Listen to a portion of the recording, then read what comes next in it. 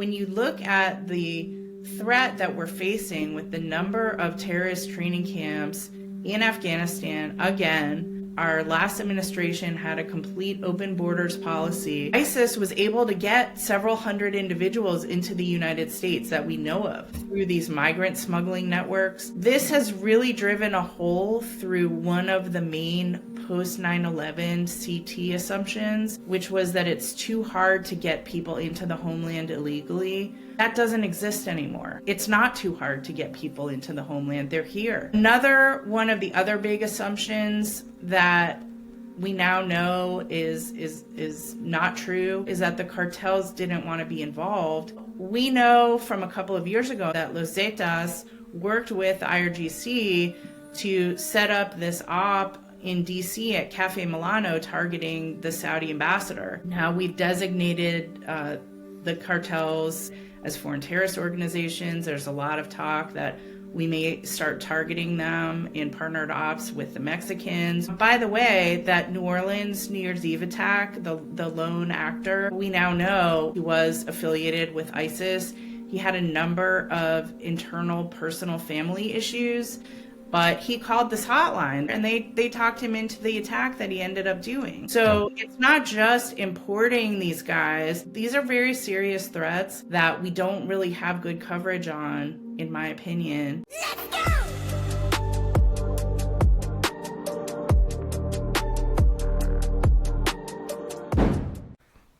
Welcome back, everybody. I Came With Fire podcast. It is your host, Brandon. We're here with Chris and TJ. You guys already know. But our special guest tonight is Simone Ledeen, who used to be the Deputy Assistant Secretary of Defense for the Middle East, which is a pretty big title, I'm not going to lie. It's pretty impressive, just like the coin board behind you.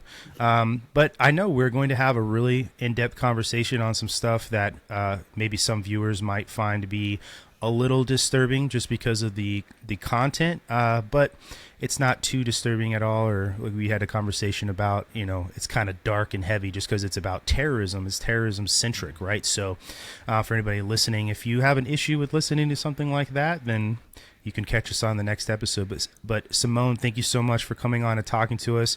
You're an extremely knowledgeable person. That's why we wanted to have a conversation with you about this. When we talked on the phone, one of the things that it was your idea actually to start this conversation with HKIA and the way we left Afghanistan and the way the global war on terror ended. And I thought that was a wonderful place to start because I think from that point forward, given everything that's gone on between Ukraine and Russia and obviously the focus that the Chinese have with everything, it's sort of been forgotten. I think the Middle East, Americans are probably sick and tired of hearing about terrorism. That word has dominated our lives for the past 25 years. For me, and then obviously for people who are older, it's been going on for a long time. But this is the word that has defined the beginning of the 21st century is the word terrorism. And just because the United States is not involved in the global war on terror does not mean that that's over for them. And the phrase you used to describe the fall of Afghanistan was a rallying cry for jihad. And I thought that was a wonderful way to put that. But with that context in mind, again, thank you so much for joining us tonight. And I'm ready to begin. Excellent. Yeah, thank you. Thank you guys so much. I'm really excited to get into everything tonight with you. Yeah, like we sort of talked about a bit on the phone the other day.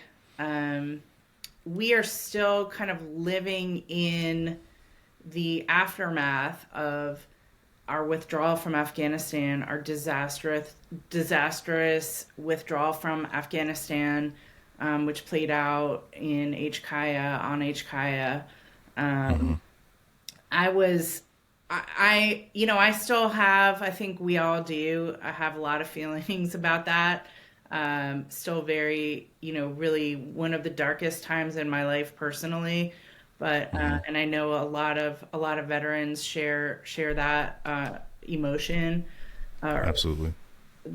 We're still living with the moral injury of what was done to us. I think we all were injured by that. We all of us, especially who served there. And so Yeah, I mean, we left kind of in disgrace with 13 dead service members as our kind of the final chapter of a 20-year war Hmm. that we now know today. Those 13 service members did not have to die. Um, and the withdrawal did not have to go down the way that it did. There were a series Hmm. of really bad and some might say criminal decisions that were made and covered up later. Be that as it may, uh, terrorist groups around the world, jihadist groups around the world looked at this and just were and have been extremely, incredibly energized by it. Like, look at the United States, this huge enemy that while they dreamed of defeating us, I think the way that we left with our tail between our legs, again with these 13 dead service members, was Hmm. just a rallying cry. Like I said, a big rallying cry. And when you look at, I described it the other day, like sort of the initial pebble in the pond. Hmm. And we're still seeing the ripple effects of that. We're living through that today. For Hmm. example, the October 7th attack against Israel by Hamas. Um, would that ever have happened without the way that we withdrew from Afghanistan? I don't believe it would have. I don't believe Hmm. that. So yeah, I think it's a good kind of scene setter for the discussion we're about to have regarding terrorism and the new rise of terrorism that we are Hmm. unfortunately, some of us are witnessing. People who want to pay attention to that. I know there's a lot of, like you said, a lot of we're all tired of it, but Hmm. be that as it may, facts are facts, and I think those of us who live in the real world just need to face them. So it's important to educate ourselves. And thanks again for the opportunity to be part of the discussion today. Yeah. And I'm looking forward to kind of digging into all elements wherever you want to go. What's Hmm. kind of interesting is as we're sitting here talking, there are like new developments playing out still. Um, Hmm. and so yeah, maybe when this is published there'll be new things that have happened. I'm sure there will. So yeah, I mean, let's where do you want to Yeah. start? Well, I just want to say that I agree with you completely and totally. I think that the way we left was disgraceful. Not only was disgraceful, but it emboldened our enemies. I think that too, seeing the weakness that the United States was showing, also emboldened the Russian invasion of Ukraine. I mean, you could sit here, like you said, the pebble in the pond and the ripple effects of all of this. The Chinese showed up right after that and legitimized the Taliban as a government, right, governing over the country of Afghanistan. So there's all sorts of ways that it made the United States look weak. And like I said to you on the phone, to if I were to go and show 14-year-old me, and that's how old I was when 9/11 happened, that this was the end of the global war on terror, how our crusade into going after these terrorists that perpetrated that attack on that day was going to end, I probably wouldn't have believed you. And I think that's probably the same for a lot of Americans. My dad is retired, is a retired all source analyst for the Air Force, still does that. And I know for sure if I'd have showed him back then, he wouldn't believe it either, right? So it had a lot of effects, and we're still feeling those effects. But I think the way that you articulated that is perfect. And I would love to, I'm going to assume here, and correct me if I'm wrong, but the new developments you're talking about is what President Trump mentioned at the joint session of Congress the other night about the person who organized the attack at Abbey Gate. Is that what you're talking about? Actually, no. Oh, But, okay. Well, there you go. but that was a new development. And there, right now in Syria, there's a big fight that kicked off today, a new one Mm-hmm. between some of the parties that are there. There are a lot of different groups there, And actually, it's a whole rabbit hole that I'm happy to go down. But anyway, what I was referring to is that.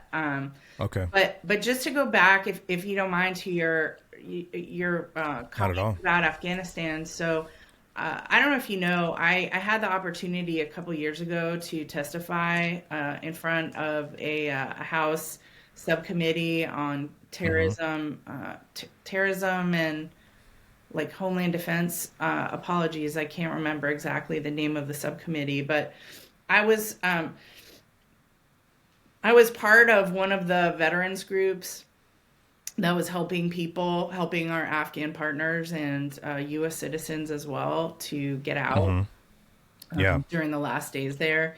And what a I still think about that time. It was so crazy. It was like 2 weeks of just no sleep. And when I learned later who I was, we were all on Signal chat, who I was talking to later, like what a honor, what a privilege. People that just kind of like jumped in to try to help people who were not authorized to be doing what they were doing, and we're just like, F it.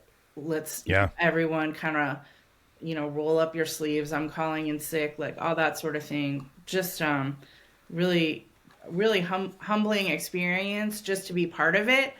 But also to hear like all the stuff that was going down there in Afghanistan and the decisions that were being made by our leaders and the lies that were being told simultaneously by the White House, like real time, was so shocking to me. And then, months later, like short months later, to see there started to be on social media videos from Chinese nationals that were in Afghanistan. And I remember one in particular that was kind of like, it was like I felt almost physical pain from watching it. These two women Chinese women on a motorcycle, dressed in like normal clothes, without any covering whatsoever. Right. They're just rolling down the street like, we in charge now. And it still causes me almost physical pain. We just gave that up. Like we just gave all that. We just handed it to them. And so I'm not over it. I'm not over it, but I also think it's not about me. People are still building on that huge to them victory, because it was a huge victory for them, for China, Yeah. for global jihad, and Yeah, I mean, I'll never forget the photo of the ISIS guys or the Taliban or whoever they were. They were reenacting the raising of the flag from Iwo Jima, and that ticked me off. But I mean, the thing that makes me the most angry is still there has been no one held accountable that was involved in that chain of command of those decisions. To this day, no one has been held accountable for that. And it is the most gross miscarriage of justice, I think, in one of the most gross miscarriages of justice in our country to this day. Amen. Absolutely. Amen. And I am grateful that they, got one of the planners back. I guess he was in Pakistan, and now he's here in the U.S., and that's great. And I hope they put him on trial, and there are all these details that come out during a trial, but this better just be the beginning. This can't be it. Yeah, I sure hope so. Somebody else, I'm sure you know who she is. I follow pretty closely, is Sarah Adams. She has gotten quite a bit more attention, I guess, since she did that episode with Sean Ryan. And but anyway, and she actually put something out saying that this guy, the way he was described, isn't the actual person he's being described as.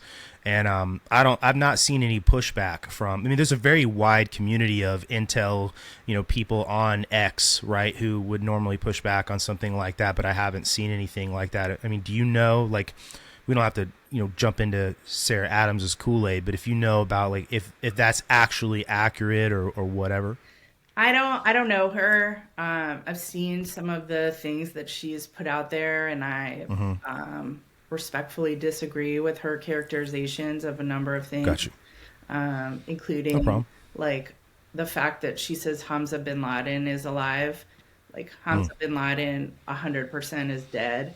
I think there's like a Dread Pirate Robert situation going on in Afghanistan right now where maybe some other bin Laden cousin is rolling around there and saying he's Hamza, but he is not he is not Hamza.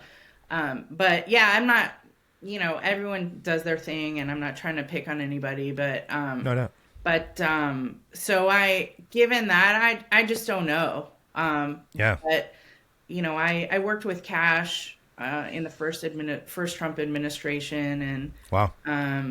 we were both doing counterterrorism. So he's very definitive about it being a planner, and Right. and so I'm gonna. So you feel good about him being in that position, then, knowing, like you said, like you hope the pedal to the metal, right, on, taking care of this stuff, that it'll happen then with Kash Patel at the helm there at the FBI. You feel like that'll happen? Yeah, I mean, I'm really optimistic. Yeah. I absolutely. I think if it's gonna happen, he's kind of the best.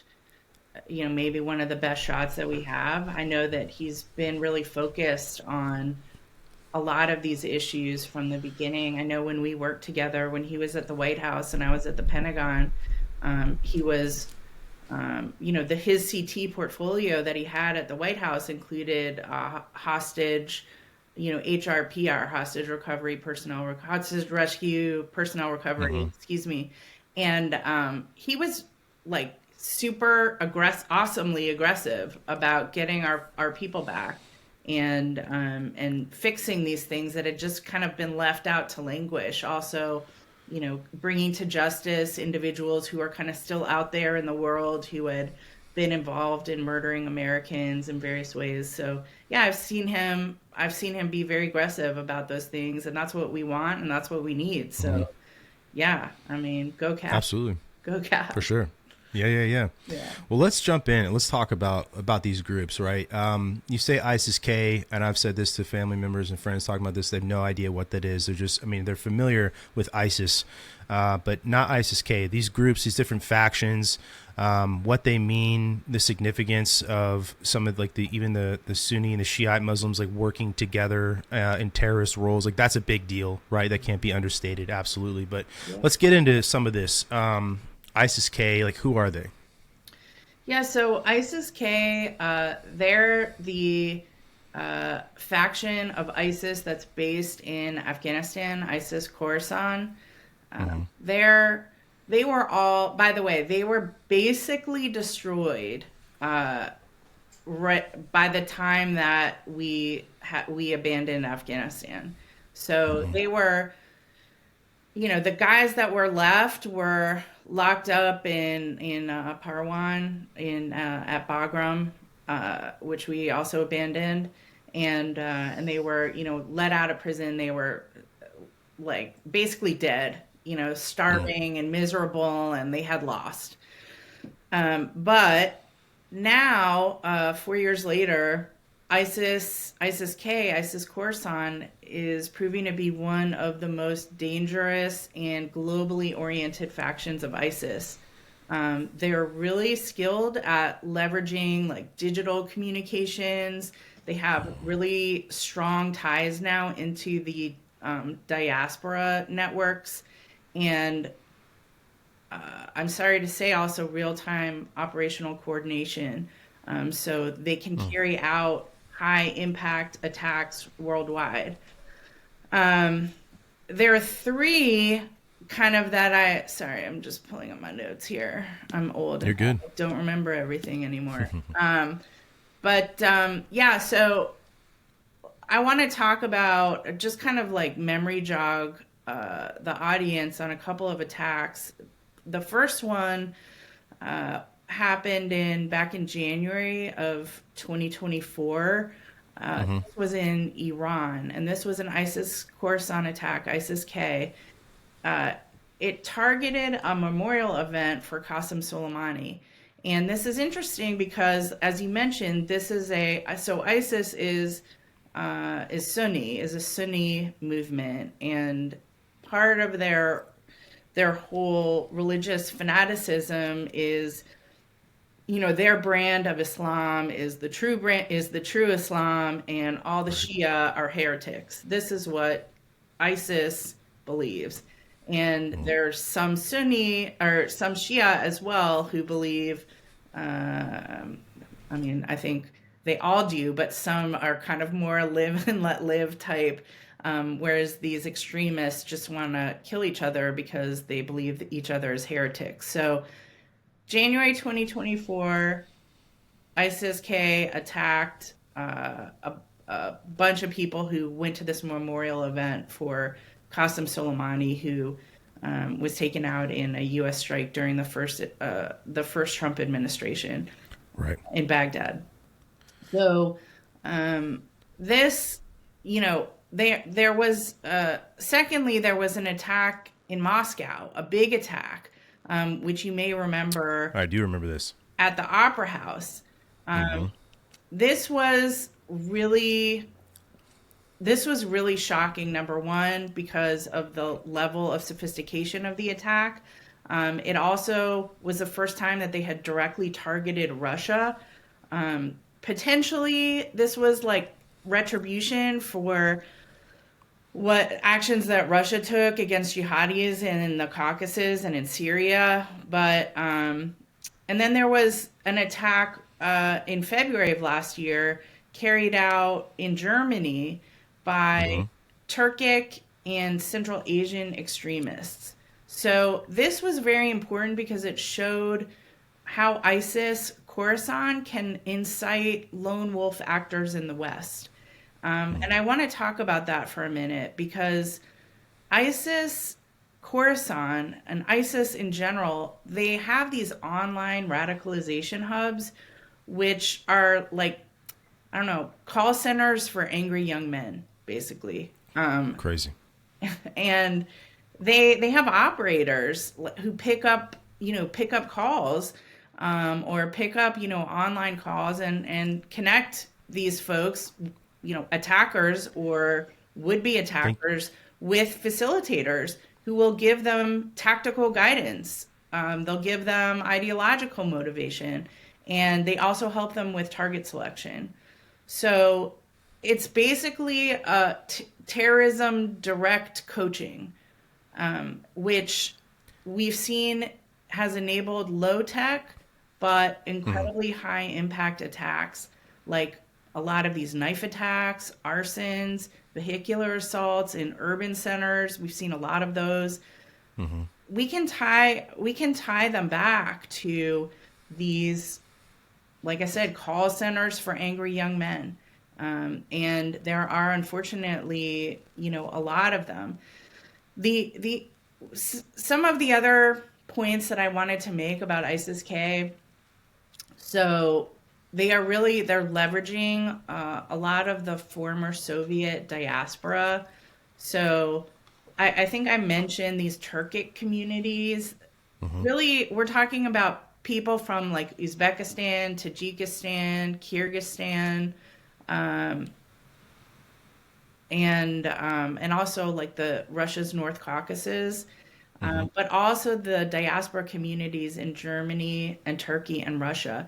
These are all really fertile ground for radicalization because of the economic struggles, the alienation that a lot of these people are feeling there, and existing extremist networks. So the Moscow concert hall attack, which, in case I didn't mention, was in March 2024, killed over 140 people, and the ISIS operators who carried this out were, I believe, Tajik. So they have super sophisticated media operations. They operate. It is. Yeah, go ahead. I say it's crazy. I see them on X. I think it's wild that they have a presence on X, right? Like, I'm all for free speech, but like if you're coordinating terrorist attacks, I think that negates the whole free speech platform thing. And it's also wild to think about a terrorism hotline. Like, thank you for calling. If you need access to tools for suicide vests, press 1. Is exactly like what comes to mind, it's right? The one hotline that doesn't route through India. Yeah, no, on purpose, right? Yeah, we're gonna keep that out of India. Yeah, no, it's absolutely insane. But I can actually give some context to what you're saying about Germany, because I was a part of a police unit that policed off base with Polizei in Kaiserslautern. You're probably familiar with the K-Town, KMC area. Maybe you've been through Ramstein a few times. But I was there in 2018 through 2021, and there was a lot of Syrian refugees that live there in K-Town. And a lot of the violent crime. I mean, I even went to a off-base grocery store one time for a guy who attempted to run people over with his little red Volkswagen in the grocery store parking lot, and it didn't work.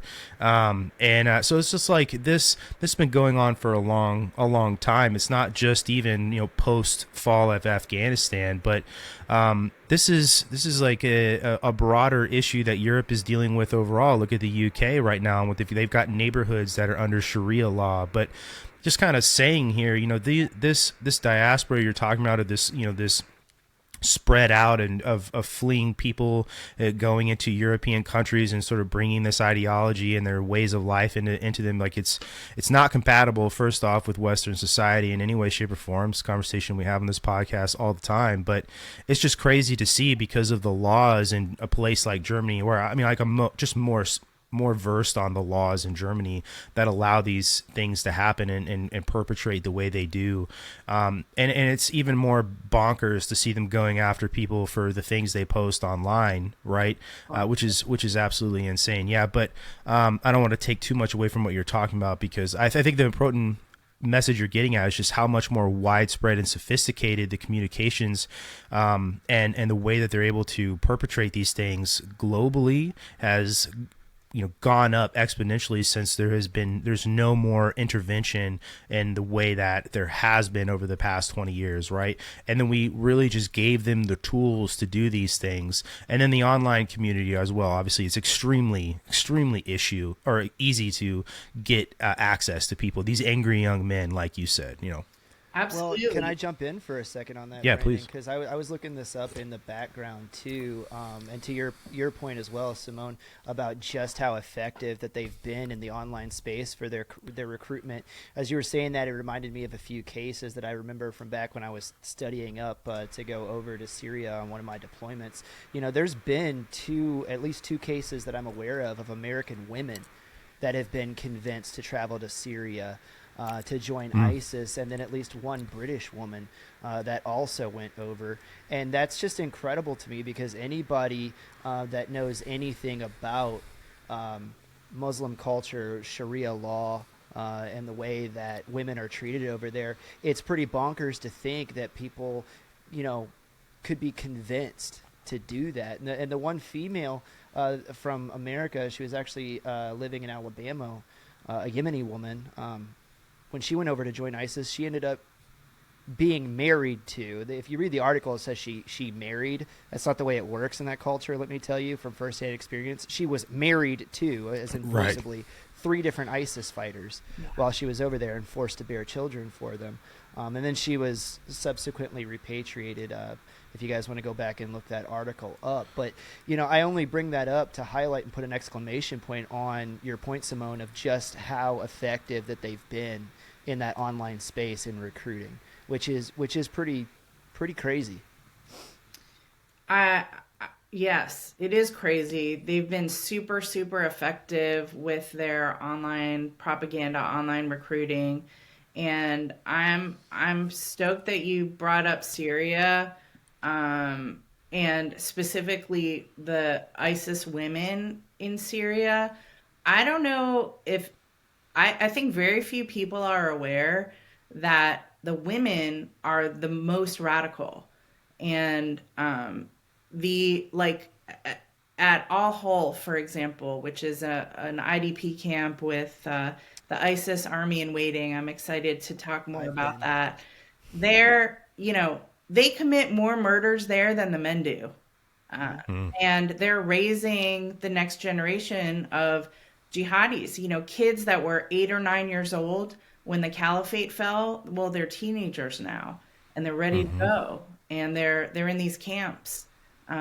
that are not really, our Kurdish partners, the SDF, have been there sort of guarding them, but there's a lot going on in Syria right now, and they're under duress from the Turks, from Al Qaeda slash HTS, and I mean, they could abandon, they could, and it's not like they're very, a lot of these IDP camps are not kept well, and it's not like they're super max strong prisons that are keeping everyone inside.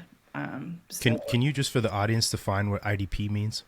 Sure, it's displaced person. So when we, the coalition beat ISIS and took back, there was a caliphate. They had successfully grabbed a huge mass of land in Syria and Iraq, and the coalition sort of beat them back, and the ISIS leaders and families, the leaders, many of the men got put in prisons by detention facilities that are run by the SDF, by our Kurdish partners, and the family members were put in these displaced persons camps. A lot of if you recall, during that time, a lot of people went to Iraq and Syria who were from other places, and we call them foreign fighters. There are a lot of these people lost their passports because the countries that they came from no longer, they pulled their citizenship. They don't want them back. They don't want to deal with them. So they're just sitting there. And like I said, many people call them the army in waiting. I think the current CENTCOM commander, General Kurilla, calls them the army in waiting. So we have a huge number of these detainees who are radicalized beyond. And the countries that they originally came from have no interest in repatriating them. So they're just, rotting and being crazy and sometimes murdering each other. So I don't know. I mean, why don't the Kurds put them on trial? Why aren't they transferred to a third location outside of a hot combat zone? I mean, if the prisons are about to be overrun, which at some point they might be, I mean, what are they going to do with them? They're just going to let them go? Are they going to kill them all? I mean, these are all pretty important questions that nobody wants to answer. And so everyone just kind of kicks the can down the road. Well, I can speak from personal experience because I've physically been to Al Hol. I had to perform an assessment on it during one of my deployments, right? And then I also had teammates that were at one of the prisons up in Hasaka. They were actually there during a prison riot in 2019, 2020. I had to make a hasty exfil out of the area because it's been that dangerous for this long. So I say that to say, we understand this problem hasn't sprung up out of the grass. Nope. Right? It's been something that's been brewing. I was there in 2018 and then again 19 into 20. And the Syrian civil war goes all the way back to 2011. In fact, dealing with the internally displaced person problem was one of the missions that was given to my company while we were there.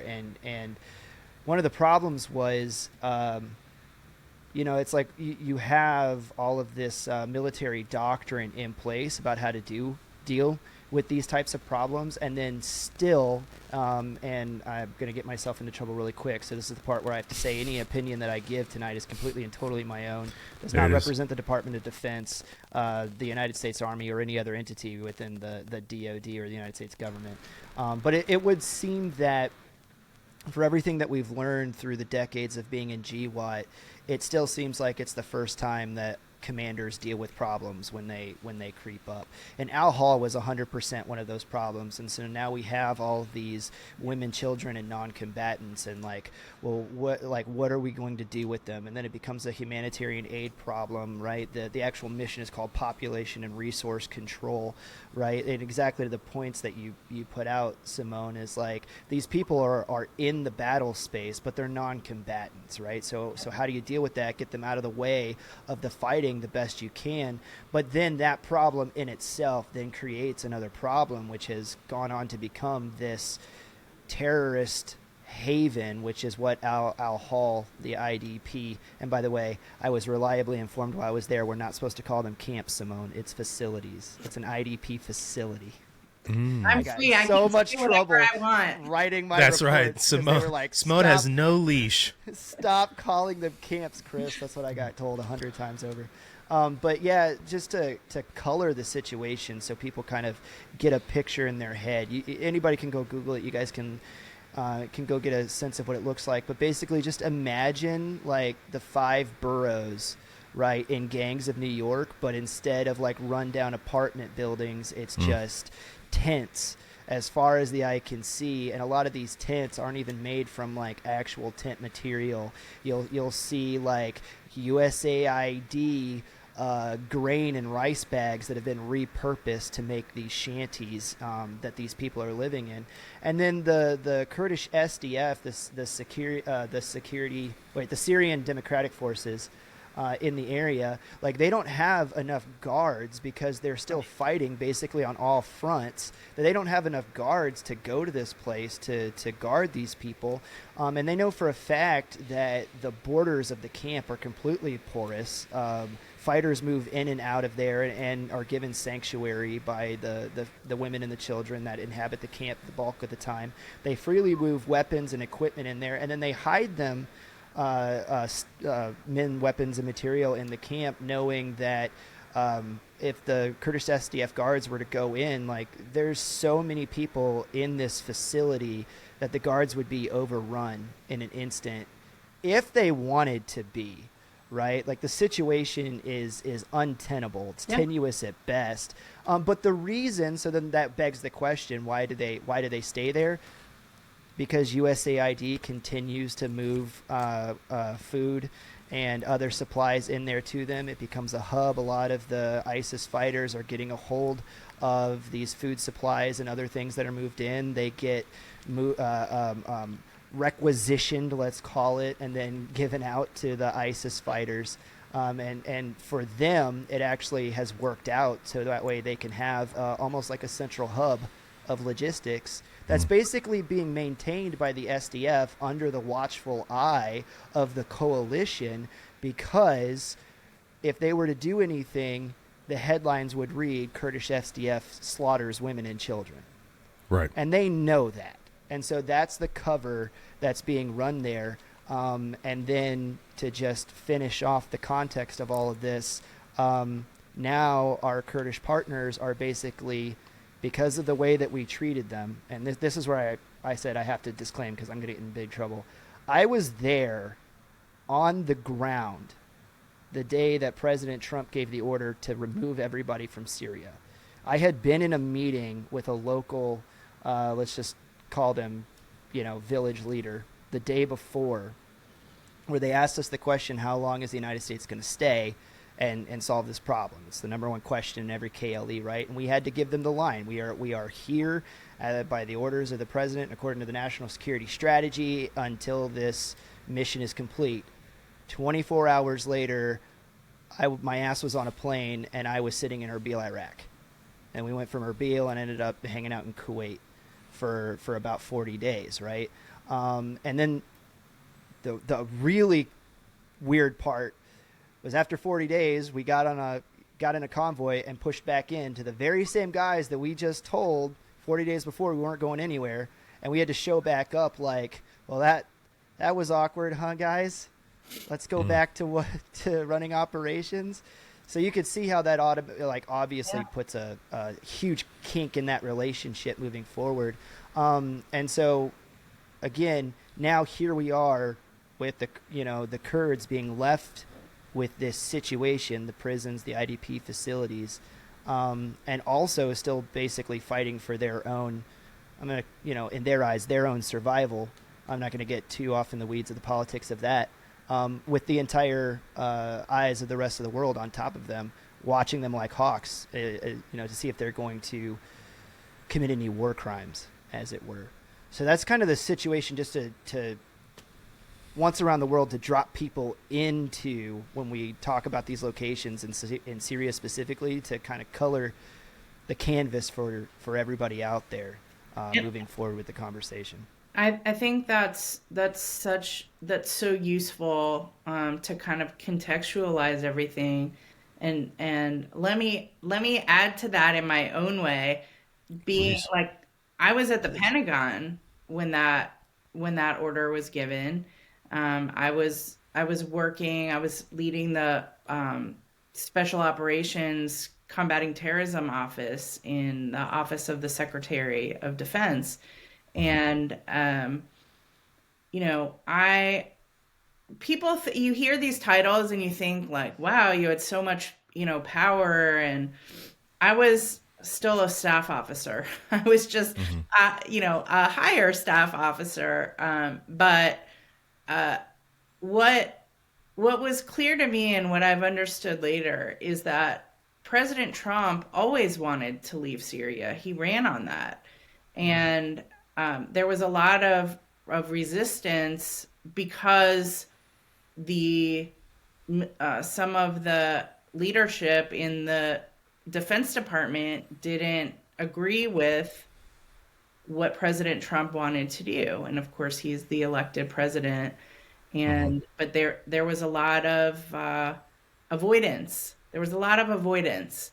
And unfortunately, it played out the way that it did because that's how it played out. Are you able to go into, when you say avoidance, like specifically, like what you mean? Sounds like I can speak on it from the ground. Well, level. I'm asking, like, Simone, like the verse almost sounds like sedition, like almost like a veiled way to say seditious behavior. Would you agree? I mean, that's a legal term, and I'm not a lawyer, but Sure. More than avoidant. Let's put it that way. Yeah, that was like, intentional. Let's kind of like draw this out as long as we can. Like instead of being extremely responsive and saluting and moving out, that's absolutely not what happened. And finally, my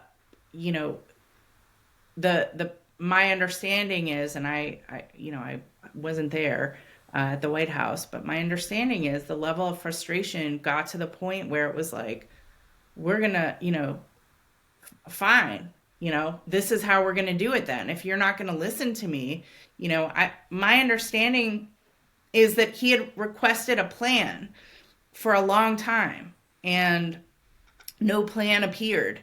And so he just made the decision to pull the plug. And again, I have no firsthand knowledge of this. This is like me, staff officer to another staff officer. But that was my understanding at the time of what happened. And I also understand that he had some people around him who successfully kind of talked him off the pull everyone immediately, and convinced and were convincing enough to the point where he reconsidered just pulling everyone immediately, and that was why you guys got put back in. Well, and I can tell you too, from, like I said, from being on the ground, I didn't know then, because orders come all the way down and I'm at the very bottom. But what was communicated to us was, listen, we can only have so many people in country at a given time, right? And so what we're going to do is we're going to do what's called OTH, or over the horizon operations. And what that means is we're going to stage in places like Kuwait. We're going to stage in Erbil, was a big one at the time. And we'll push people in for 29 days, hint, hint, wink, wink, Brandon. And then on the 29th day, then we're going to pull everybody back to Erbil to rest and refit for a day, and then we'll push back in for 29 days. And the reason that 29-day mark is so important is for TDY orders versus actual deployment orders. You can spend up to 29 days in a location in the military, and if you trip over that 30th day, then family separation allowance kicks in and a bunch of other pays. It's like political semantics almost. But by saying that you're staged in Iraq and only pushing in to do operations, then what you can say legally on paper is that, no, my forces are in Iraq. Yeah. That's where they're based out of. And it wasn't until, and I'm just saying what did happen. I'm not throwing shade. I don't know where the orders came from, and I can't speak to any of that. But I can say from being on the ground, like, that's how we were ordered to conduct business. Yeah. Right? And so that's why we were in there. And my team specifically was part of the BOG that was allowed to stay in country. Like, we had that number. But many other people were doing the over-the-horizon thing and getting pulled back to make sure that the personnel count stayed under. It was a very, very strict number. Yeah, that came from on high. Was my understanding, the number. But man, I mean, what a way to run to run this. It's very, it's hard to really put it into words. And then also the conditions that you all had to endure while you were there. And the guys at Entente, like, not exactly, a garden spot. I know there were a lot of hardships. When I rolled over to the Middle East job, I used to get reports. My staff, actually, I had one guy, my Syria director, would come and like just hand me these reports of just horrendous things that were happening there. Like, I remember there were some SDF, the SDF families were nearby, and they would, the wives would get pregnant. Some of them would have problems with their pregnancies. And they would come to Entente, like, let us in, help us. My wife's been in labor for 2 straight days. And the only person there was a medic. And medics, you need obstetric surgery for a situation like that. And, I don't want to go into some of the stuff that I heard that happened there, but that was not right. That was not right. What we forced our service members to do was not right. And my understanding again was that this came from CENTCOM, and General McKenzie, who was the commander at the time, was just like, you're not authorized to do anything. It's like, man, these are, our partners and their wives, and that's your order. Okay, great. Thank you. No, that's kind of why I asked, like, the question about when you said, like, there was, like, avoidance, like, to do anything, and just to paint this picture for people listening, like, yeah, this is policy. President Trump says this is what wants to happen, but there's people actually behind the scenes dragging their feet, people making poor decisions like this. The reason why these things become disasters, right? It's not just the president saying, hey, this is what I'm going to do or what I want to do. There's all these other people involved that have ways of bogging things down and making things not go the way that they're intended to. And, one of the questions I wanted to ask you is just how far did we just get set back in that region the way we left? Like, I asked that in the way that, like, I have read about how after 9/11 and we went back into, Afghanistan, and just how far behind we were, because when we left after the Soviets left, we didn't keep any sort of tabs on the region, didn't learn anything new, didn't understand the dynamic or anything like that. And so, like, there was this whole catch-up game the United States intel community really had to do by going back in there. Like, just so how far behind did this, like, set us back in combating the spread of this brand of terrorism? And then why is it so much worse than it was before? Well, yes, we lost we lost our eyes. And yes, the Taliban objectively were winning in Afghanistan, but I also think, I mean, it's such a broader discussion, but our Afghan partners, especially the ANASOF, the Afghan SOF, were extremely capable, and the zero units like the CIA paramilitary, the Afghans that CIA had trained over there. They were extremely capable and were running ops. They were doing what they were trained to do, and we provided a logistics backbone for them, and we helped them with targeting and all of that. And that was unfortunately, we the way that we built the system, they were always going to be reliant on us, and so the whole thing fell apart. That's on purpose, huh? At the end, and you can argue that, and I won't disagree. But now the folks that worked with us, why would they help us now? And a lot of them have, they fled for their lives and are living elsewhere, or not inclined to help us, or have switched to the other side, or, all of the above.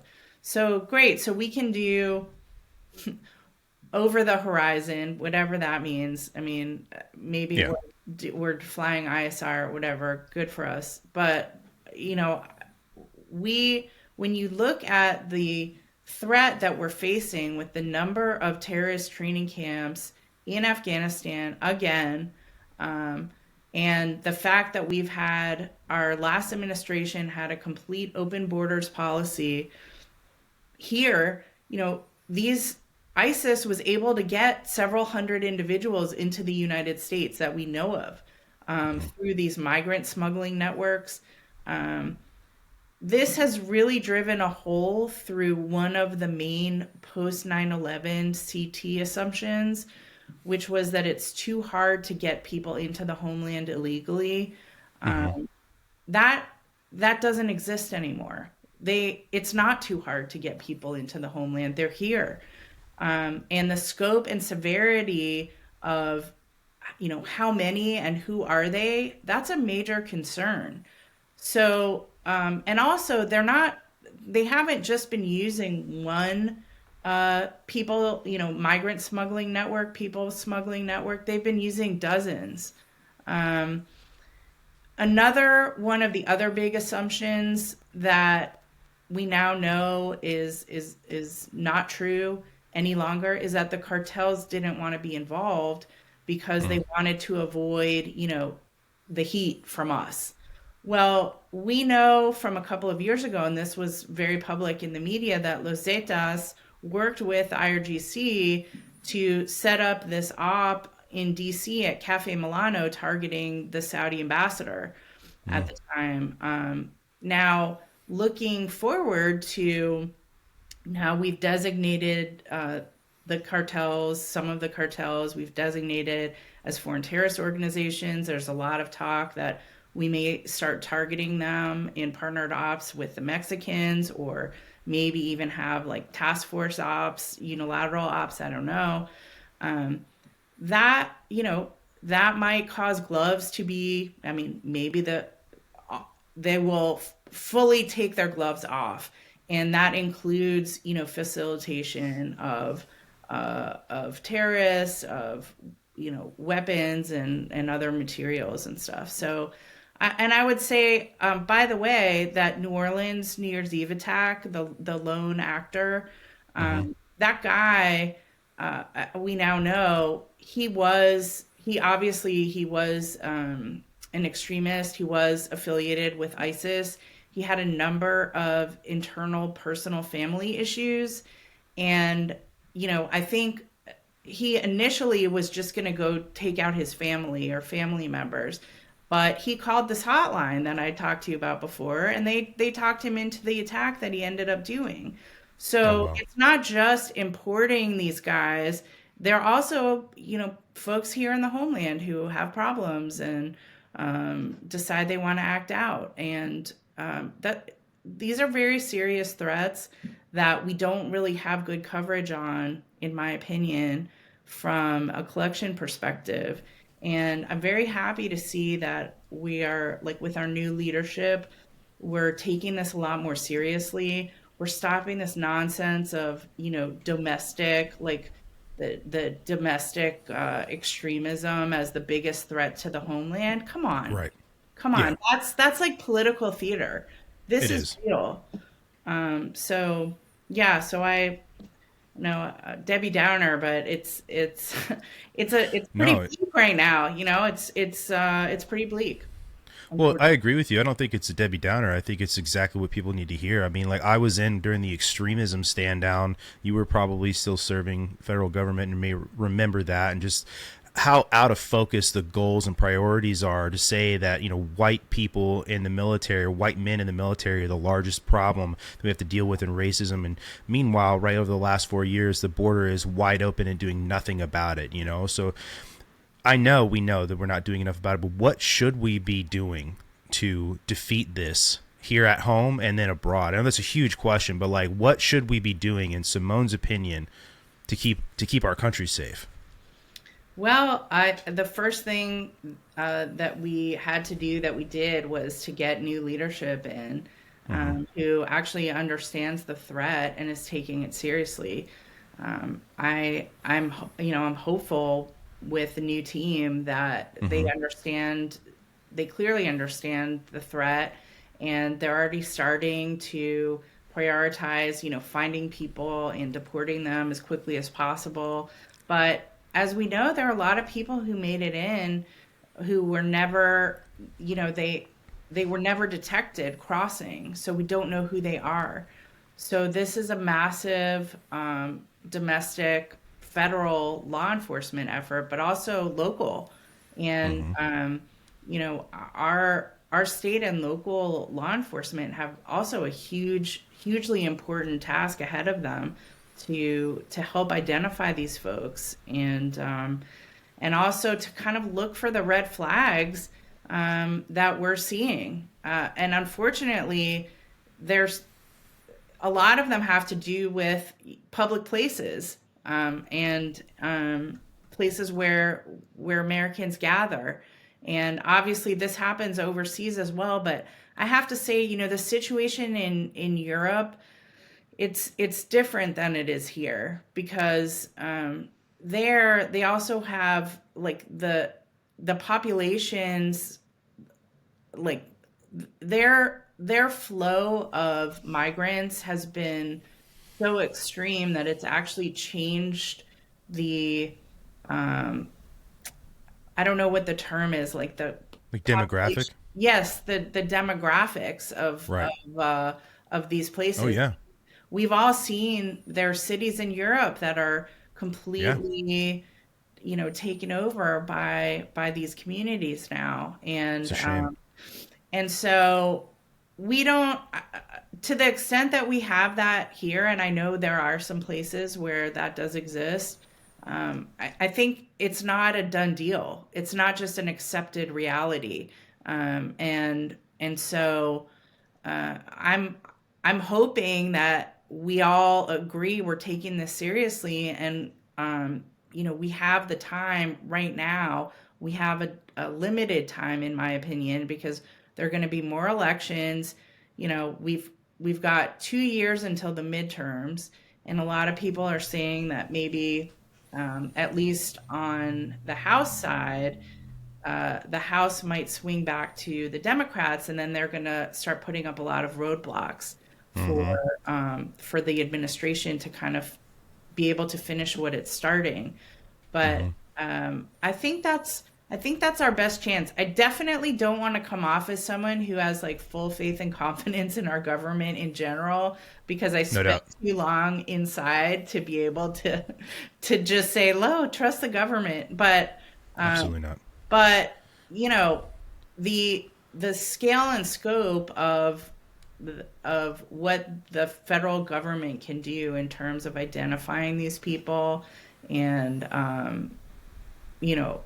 taking the actions that need to be taken. It's not as easy for regular citizens to be able to do that. We don't have those tools.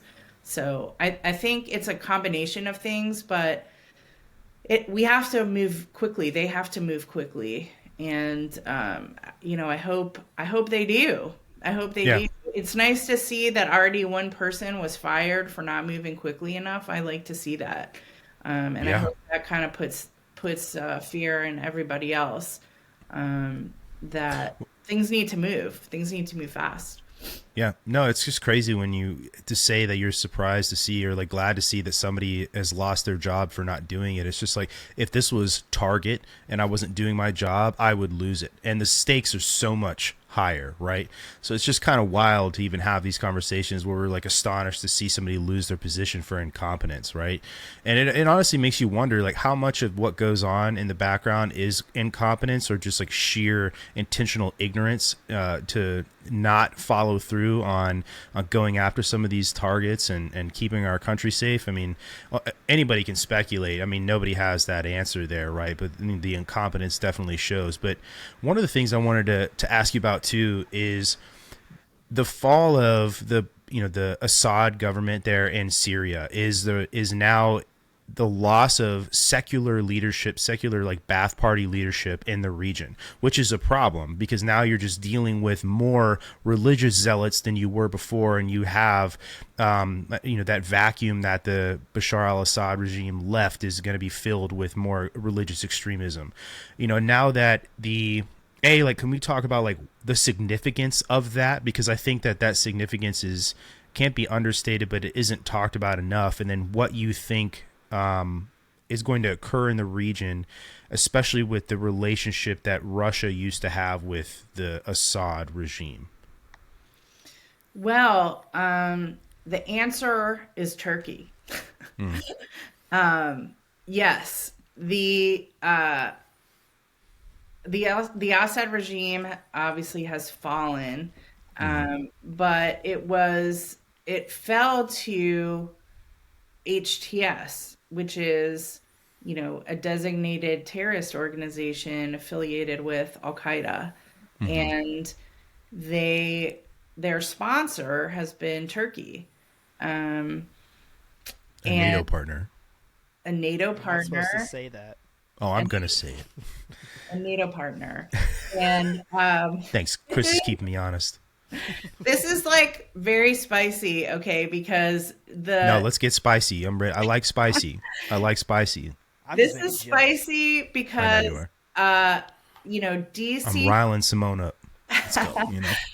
DC folks, and especially, I mean, and rightly so. In the Trump administration, like Trump has a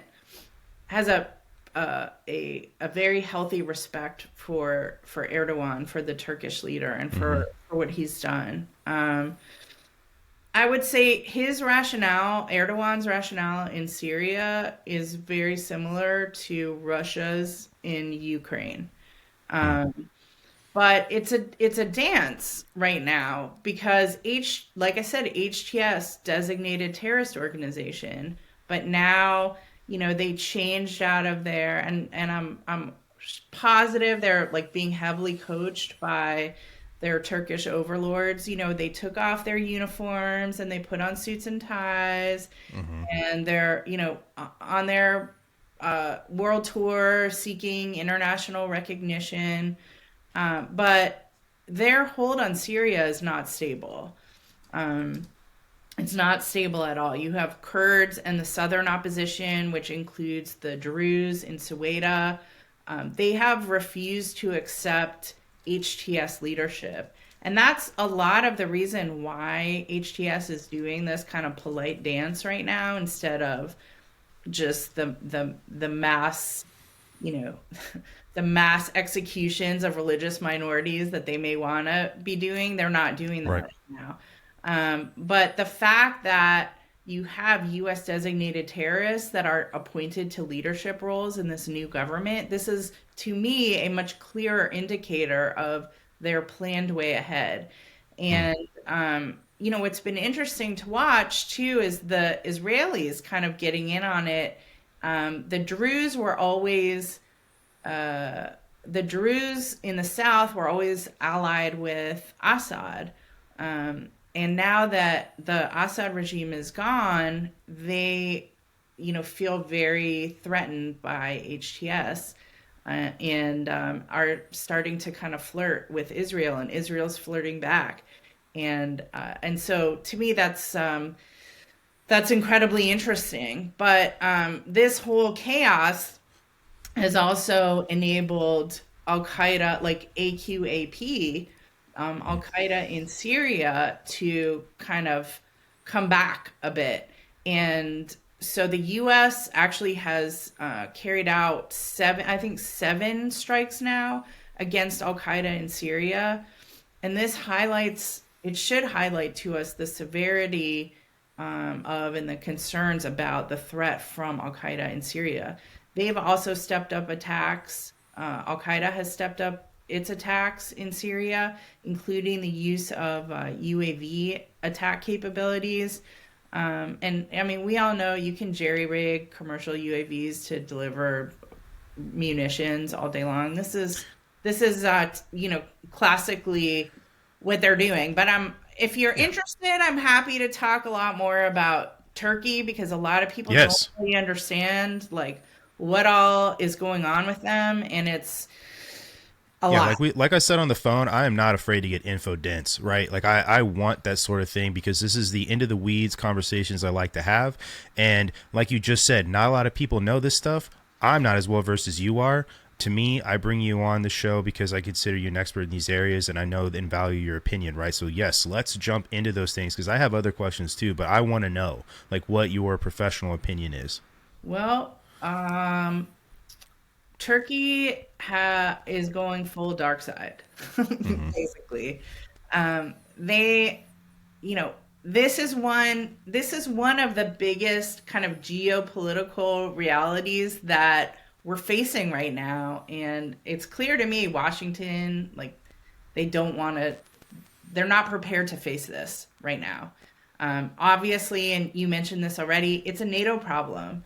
But let's be honest, we would not even have an ISIS problem anymore if it were not for Turkey, if it were not for Erdogan.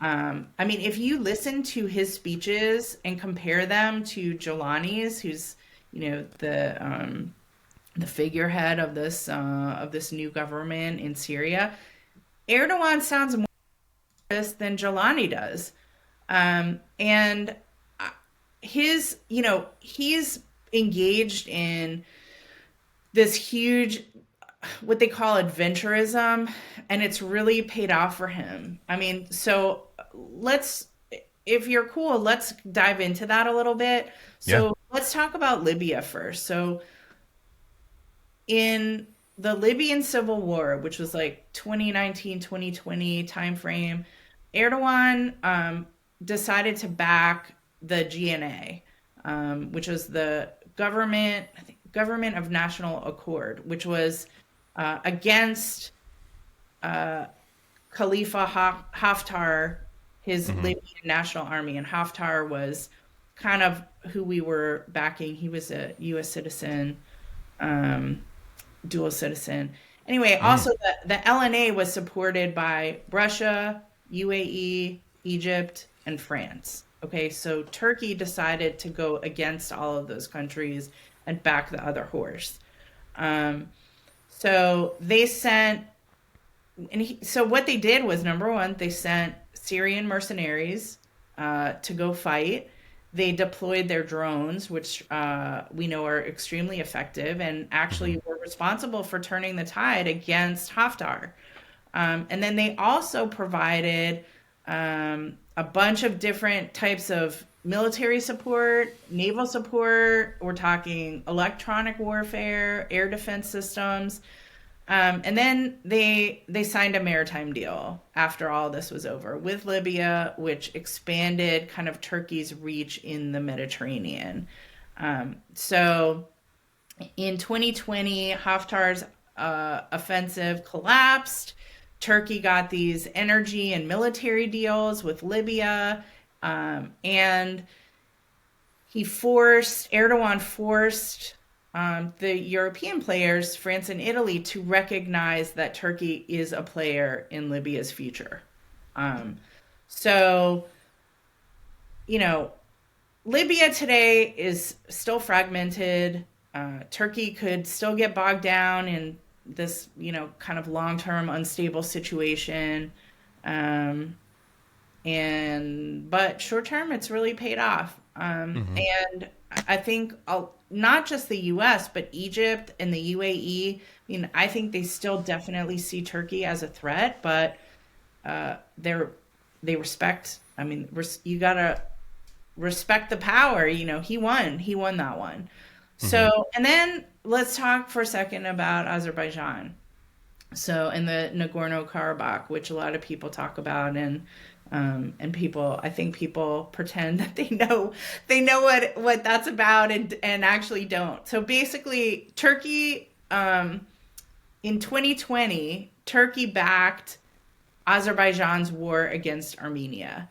And helped Azerbaijan to reclaim the Nagorno-Karabakh after decades of Armenian control. So they provided their drones, which, that was, again, decisive, just decimated the Armenian forces. They trained the Azerbaijani forces, made them a lot more, modernized them, and then they also sent their Syrian mercenaries, similar to Libya.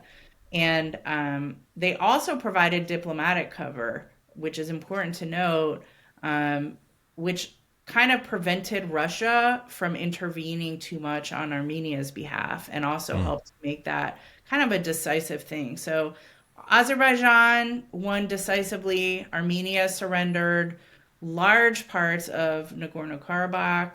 That was back in November, I want to say, of 2020. And Turkey cemented its role as Azerbaijan's primary military ally, and really gave it access to the Caucasus, gave Turkey access to the Caucasus as a result. Really weakened Russia's position. Moscow was way too slow to react to all that. So now, we'll see. There was a peace deal in 2023 where Armenia was forced to recognize that Azerbaijan had won, but the Russians still control the security guarantee in the region, so it's not over. But I don't know. The friction between Turkey and Russia could still definitely escalate. Russia's obviously bogged down in Ukraine right now, but just suffice it to say, Turkey's military dominance in these areas has significantly undermined Russia and their desire for regional dominance. And this is big, kind of, what's that big risk game kind of thing? You're talking about big movements on the board. And it's important to understand that, because obviously there are all these pockets of instability, and some of them are very large pockets. This is where this terrorism breeds, because you don't have control over these areas, or they're constantly going back and forth between different players. And then you have Turkey, who is actually supporting them and funding them and training them. And no one wants to say that, because they're a NATO partner, and they're really powerful, and they have, they have a very strong defense industrial complex. They're producing really high quality tech stuff. Right. And it's a problem. It is a problem. I just think it's interesting that here we are again, right? The sick man of Europe is once again on the wrong side of history, but this time there's a treaty, a really big one, right, that is keeping them close to Europe in a way that is dangerous to something, like World War III pop off, right? So like Turkey just seems to have a problem. I think it also just drives home the point we were making earlier. I think the reason why they're constantly on the wrong side of history, to say, is because of the perfidiousness of the Muslim religion in that area, right? And again, just like the reason why there's always problems is because that brand of Islam is, in general, right, is not compatible with Western values, and so it begs the question, as this all wraps up between Ukraine and Russia, like, what sort of issues is Russia going to now have to shift focus on and deal with in that region? And then are we just opening a new host of issues with another NATO country, or a real NATO country this time, not one that just wants in, right, and bring those troubles to the forefront? Like, what are we looking at? You know what I mean? That makes it more complicated because Turkey is a NATO partner. Yeah, well, and Turkey has used its status as a NATO partner to, get just crazy concessions. I mean, look at, was it last year, the year before, there were a couple new countries that were slated to join NATO, but everybody had to agree, and Turkey was the one holdout on several countries. And they had demands that ended up being met, and then therefore they agreed. But Turkey is a country that definitely plays both sides to its own advantage. I do think, okay, so they're in a strong position right now. There is an argument that over time, Turkey risks being overextended, and especially, like, they've pissed off a lot of important countries, Russia, Iran, Europe, and obviously we're still looking at long-term instability with Libya and Azerbaijan. If like war starts breaking out in these places again, with Syria being as hot as it is, Turkey's going to have to be in a lot of places at the same time, and it could be stretched. But it's in a pretty strong position at the moment, and there's a lot of like moaning and groaning about why can't we kick Turkey out of NATO. There's no provision to kick any country out of NATO. Once you're a NATO member, you're a NATO member forever. And that's the reality. So, and I think if you look at the history of NATO, I'm certainly not a NATO expert, but I know over the years there've been tensions with different countries, different NATO members at different times. During the Soviet era, there were a number of countries that were basically like Soviet satellites, but they were NATO members, and that was awkward. So NATO has had and survived periods of, drama like this in the past, but this is, it's pretty serious when Turkey's backing, these jihadist terrorists, and that's what they're doing, backing Al Qaeda. Let's just say it. So what does that mean for the West, and which is supposed to be represented by NATO? What does that mean for that? Right. And then Turkey is a nuclear country as well, which just makes this even more complicated. Yes. Yeah. Well, what is Russia going to have to do? Actually, this is going to be a three-prong question, because I have some other bones to pick with some other countries in the region. But like, Russia is inevitably going to have to face this as well, because they had such a relationship with Bashar al-Assad in his version of the Ba'ath Party there. Like, what are they going to have to do to fix this problem, or keep it from coming across their border and making things even more worse? Well, they had a big, important naval base in Tartus, and that is interesting. Right before we jumped on this podcast, I saw that there was a new kind of push from the Alawites, i.e., the former Assad army forces, former Syrian army forces, coming from the south, pushing back against HTS. I don't know. There were some pretty horrible images that I saw on social media. But if there's an opportunity for Russia to regain access to its port in Tartus, guaranteed they want that. They need that. They want this naval base, and it gives them access to a whole. I mean, it's a game changer for them, truly.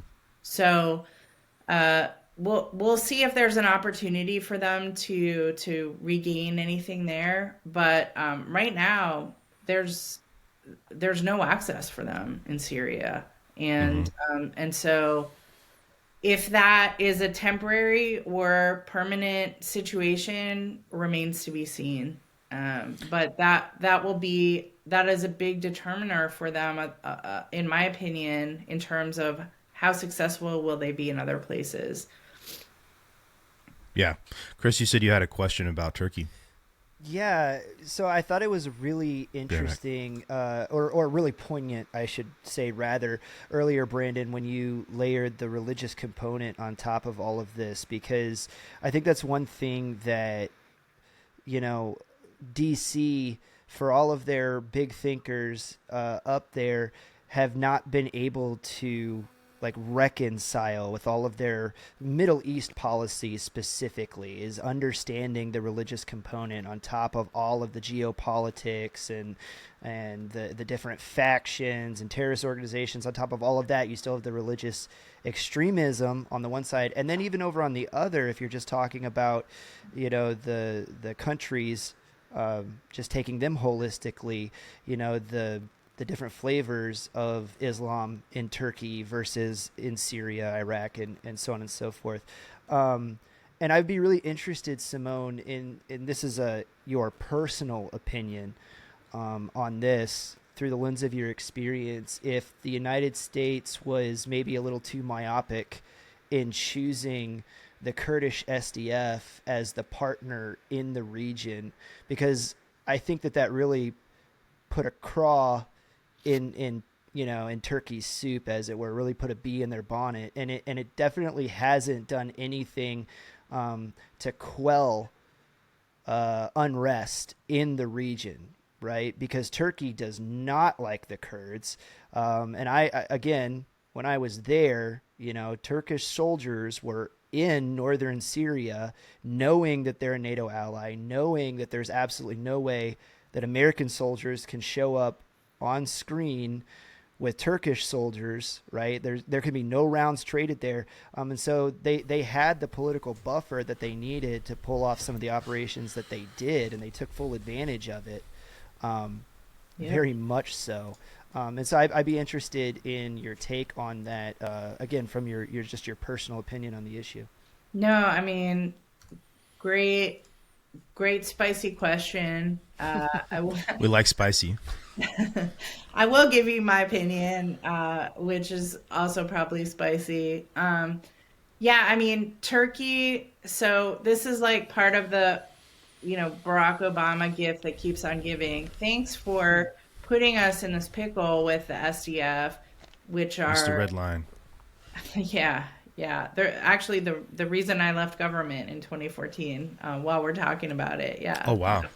That was it for me. That was it for me. You guys started with HKIA. That was a huge impetus for me going, yep. Yeah. It's disgusting. Anyway, sorry, not to derail your train of thought there, Simone. I feel you, yeah. I was like, what am I doing with my life? But real talk. If you're not asking existential questions every day, like, are you really involved in the federal government, right? What am I doing? Right. Yeah, no. But no, I mean, Turkey, yeah, so Erdogan, Sunni, this is the Sunni brand of Islam, but obviously Ottoman Turks, like he wants a, second Ottoman Empire. That's his goal. And sounds familiar. yeah, here we are. Yes, indeed.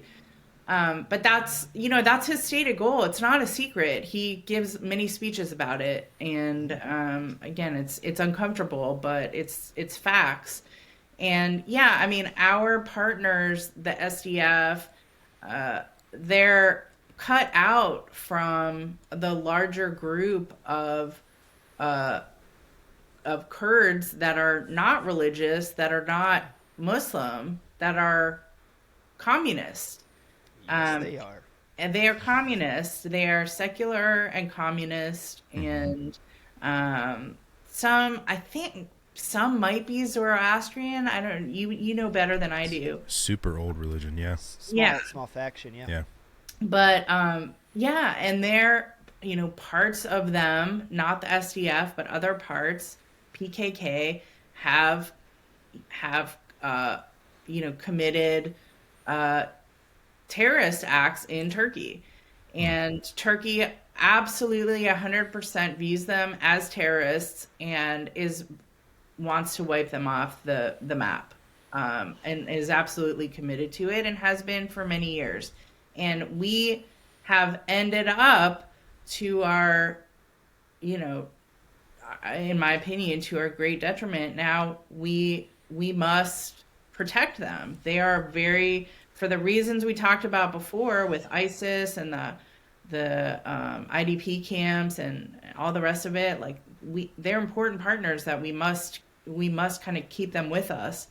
But it's super uncomfortable because Turkey wants them all dead, and every so often they'll kill a bunch of them, and it's awful. I mean, it's awful. It's an untenable situation that, to be honest with you, I'm amazed that it's gone on this long without like someone mass murdering somebody, because tensions are really that high. And so, maybe there's some good diplomacy going on. I have to hope so, but it's so tense to watch it, and now to understand that things are not calm in Syria. They're getting hotter, and I don't know. Again, this was something that I saw right before I dialed into this, but that Turkey was actually sending its own troops into Syria now because of this Alawite push and their concern about what it might mean and displacing the HTS forces and all the rest of it. So yeah, it's still very much it's unfinished business, and I don't know how the story is going to end. It has a potential to end really badly in several different ways. But I hope that different parts of the countries can be, I mean, maybe I think that the best case scenario for Syria is that it ceases to exist as a country, which I think it already has. It gets divided up into a couple of different kind of regional zones, and maybe people can stop killing each other for a minute. I don't know. I mean, that's best case scenario. It's a big wish. Terrorists are going to terrorist, and the Wild West is... I mean, there's a reason that unrest breeds these types of situations, because bad people that want to do bad things will move into lawless areas. It's the Middle East's version of Mos Eisley. Opportunity. Basically, right? But it provides them an opportunity for locations that they can train, move men, weapon, and equipment, and all the aforementioned things that we've talked about. But I just thought I always found it very interesting, because obviously we chose the Kurdish SDF as it was a very much so like the enemy of my enemy is my friend. But then in a tale as old as U.S. foreign policy, we jumped into eons old, wars and fights and struggles that we have no concept, right? and then we pluck a group out and we're like, you're my boy, Blue, and we're going to back you. And we've gotten ourselves, the Kurdish SDF, in my opinion, really is the bubble gum that we can't scrape off the bottom of our shoe now.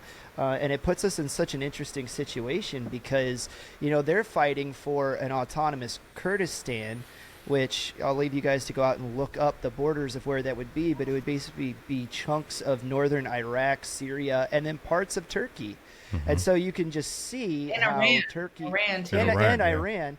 We're And getting so there. you can see how all of the Muslim countries immediately revile from that, because now you're talking about moving borders. And then on top of everything, Simone, you so greatly Articulated. described, right, how not only like they're not Muslim, they are largely atheistic, some Zoroastrian, and communistic in government, and like Yeah. all of those things run counter Like to Middle hardcore Eastern communists. culture. Hardcore communists. Oh, I know. Try to work with a sergeant in the Kurdish SDF. No. So, yeah, it's a very interesting situation, and I agree with your analysis wholesale on that one. I am very surprised that the situation has gone on this long. But, like I gave the bubblegum analogy, at this point, really, they're the thing that's standing in the way of just total anarchy. And so it almost became like, well, the apparatus has lasted this long. Like, Well, it kind of just, to your point about like borders and how arbitrary, like you think about when ISIS took over, they went out with bulldozers and knocked over the old Sykes-Picot borders. Like these are over 100 years old now, right? Like these things, Yeah. you can't be arbitrary with them. And my question to you is like, what is up with the other Arab nations in the region not getting involved and having a more heavier hand in dealing with this? It feels like it should not be the responsibility of the West to deal with these things, other than protecting its own borders and sovereignty, right, from terrorism and expansion into Europe and our country. But like, why don't these super mega wealthy nations like Saudi Arabia get themselves involved with these things when they absolutely should? And then obviously that's going to lead into talking about Iran too, but like let's eat the elephant one bite at a time, right? So, I mean, my answer to that is pretty short. Like, just because you don't see it doesn't mean it's not happening. Okay. They're very active, just quietly. Okay. And Let's talk about that. That's always how they operate. I actually have like a very deep respect for how they navigate a lot of these geopolitical issues, and I think we could learn from their example. Really? In some ways, yes, I do. I actually would love to hear that, because I'm pretty ignorant in this. Their style is just very different from ours, and there's a lot of quiet talking, but they don't do everything out in public. They don't lay all their business out in public like we do. It's just very different. But it's also because our leaders are. I know this sounds weird. Our leaders aren't meant to be accountable to us, to the citizens. And Right. so that our system of government requires them to kind of air our business and sort of do things out in public. We require that of them. And these other, like the Gulf countries that you're referring to, they have a much different system of government, and that requirement doesn't exist for them. So, and they've learned over time, and there are cultural reasons for them why they do things this way. But it's just very different. But they're extremely active. They've been like all these things that we've talked about tonight. I mean, they're involved in many of them, and they're, a couple of these countries have been really important allies to us during some of these periods.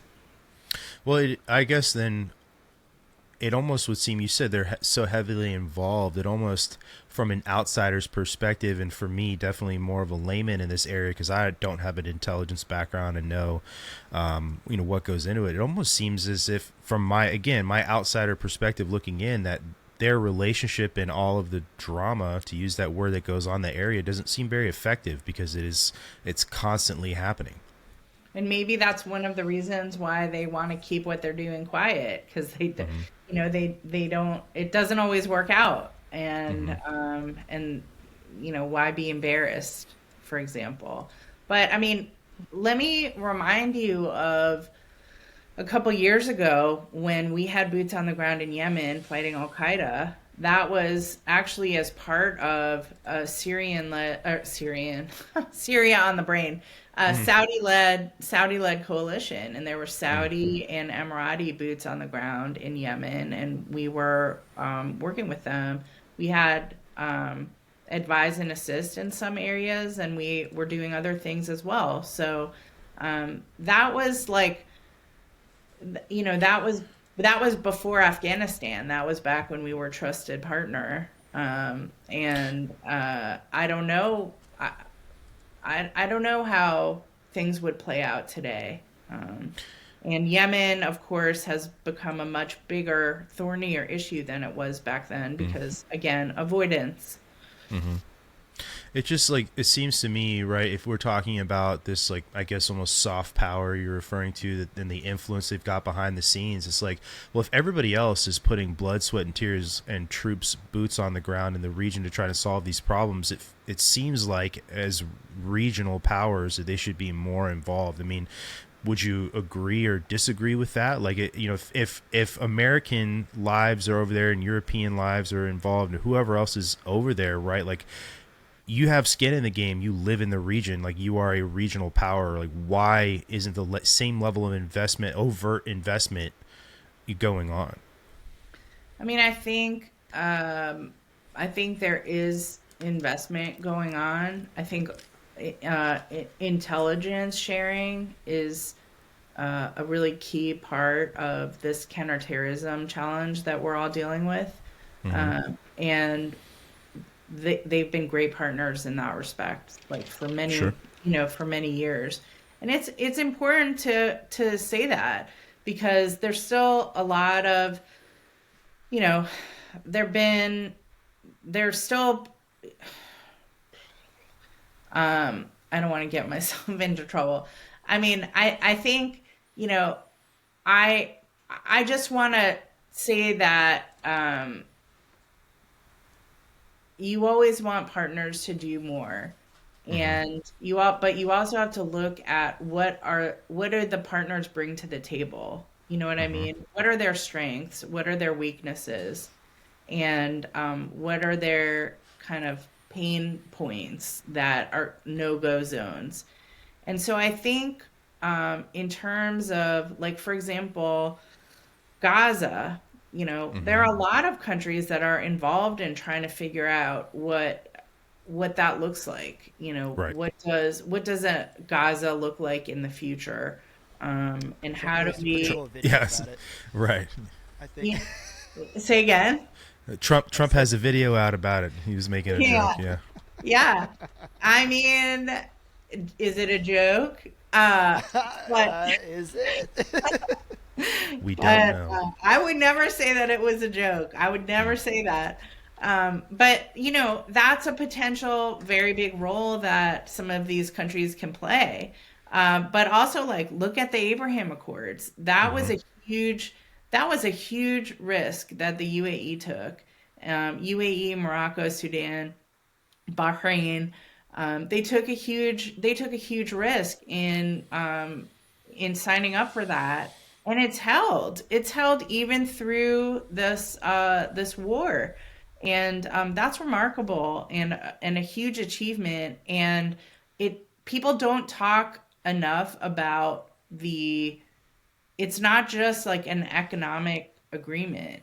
There's defense stuff happening too. There's intelligence stuff happening too. And again, just because it's not all happening out, in public for everyone to see, doesn't mean it's not happening. And there are legitimate reasons why these things need to maybe not see the light of day. But it doesn't mean they're not happening. I think there's a more simple explanation to your question, Brandon, and it goes back to the religiosity of the Muslim faith. Because, like, when you apply that across the Middle East and understand that even though we're looking at separate countries, the way that they view themselves as Muslims, right, across the region, it affects everything they do, even at a governmental level. And I bring that up because I had a really profound thought and I just lost it. religiosity of what Oh they no. do. I know. I hate it when stuff flies out the back of my TBI'd brain. Um, but yeah, just to wrap up what I was saying, like they, in conducting business with each other, right? The two big, oh, there it is. The two biggest aspects of the Muslim faith, and I don't think a Muslim would describe it this way, but from the outside looking in, is their piety, right? The way that they express their faith and like save face, and you see them practicing their faith. And then layering on that, anybody that's dealt with Middle Easterners will tell you they are very shrewd, and they pride themselves on being incredibly shrewd, and they will take you for everything you're worth, right? And they pride themselves on it. It's a point of pride. I'll just say the word again.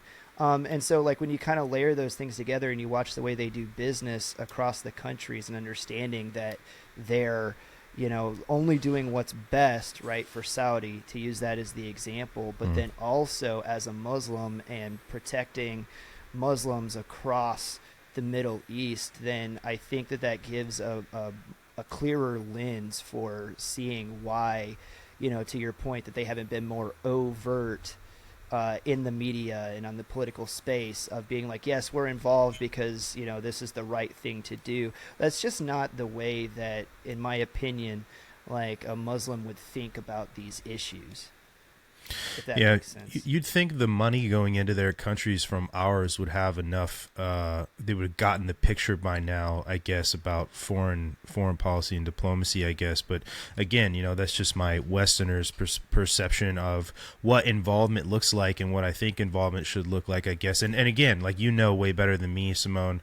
And the, like you said, the behind the scenes way that the sort of intervention goes on.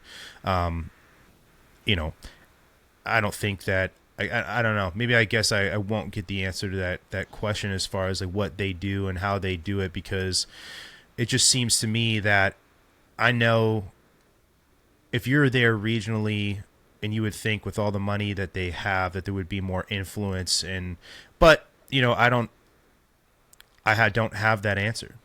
I guess let me put it to you this way. So, radical Islam is the issue, not the religion of Islam, because, Islam is like one of the biggest religions in the world, and you don't have, all Muslims of the world conducting these crazy attacks. It's the radicalized jihadi version of Islam. And, if you look at, I lived in the UAE for a couple of years.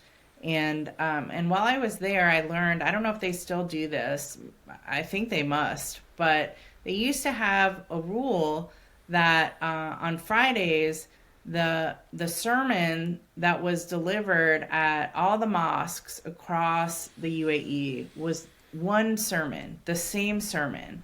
So you didn't have these, different religious leaders who had different views, and some of them perhaps radical and extremist, they weren't able to radicalize people from a pulpit. And I think that still goes on today, where it's like controlled, it's controlled in a way that's like, they talk about peace and coexistence, and, they have the Abrahamic Center. I don't know if you've been to UAE recently, but they built an Abrahamic Center there with a church, mosque, and a synagogue. And like that's like amazing, that's amazing. And then you have, so this is something that they built there. In Saudi, the strides that they've made in such a short time to move away from the previous generation's focus on, the Wahhabi brand of Islam, which is very radical, and has caused a lot of damage across the world, and some would say, was responsible for 9/11. This brand of Islam, they've completely moved away from that. they've completely changed their, education, the way that they're teaching the next generation. If you go to Riyadh today, you won't believe your eyes. The way that men and women coexist, what women, the addition of women to the culture. Women are not away anymore. Women are like out front and there. And this is a process that they're undergoing because they do have to worry about, I mean, the Saudi population is large, and, it's just like turning any big ship. I mean, think about kind of changing the mind of your population.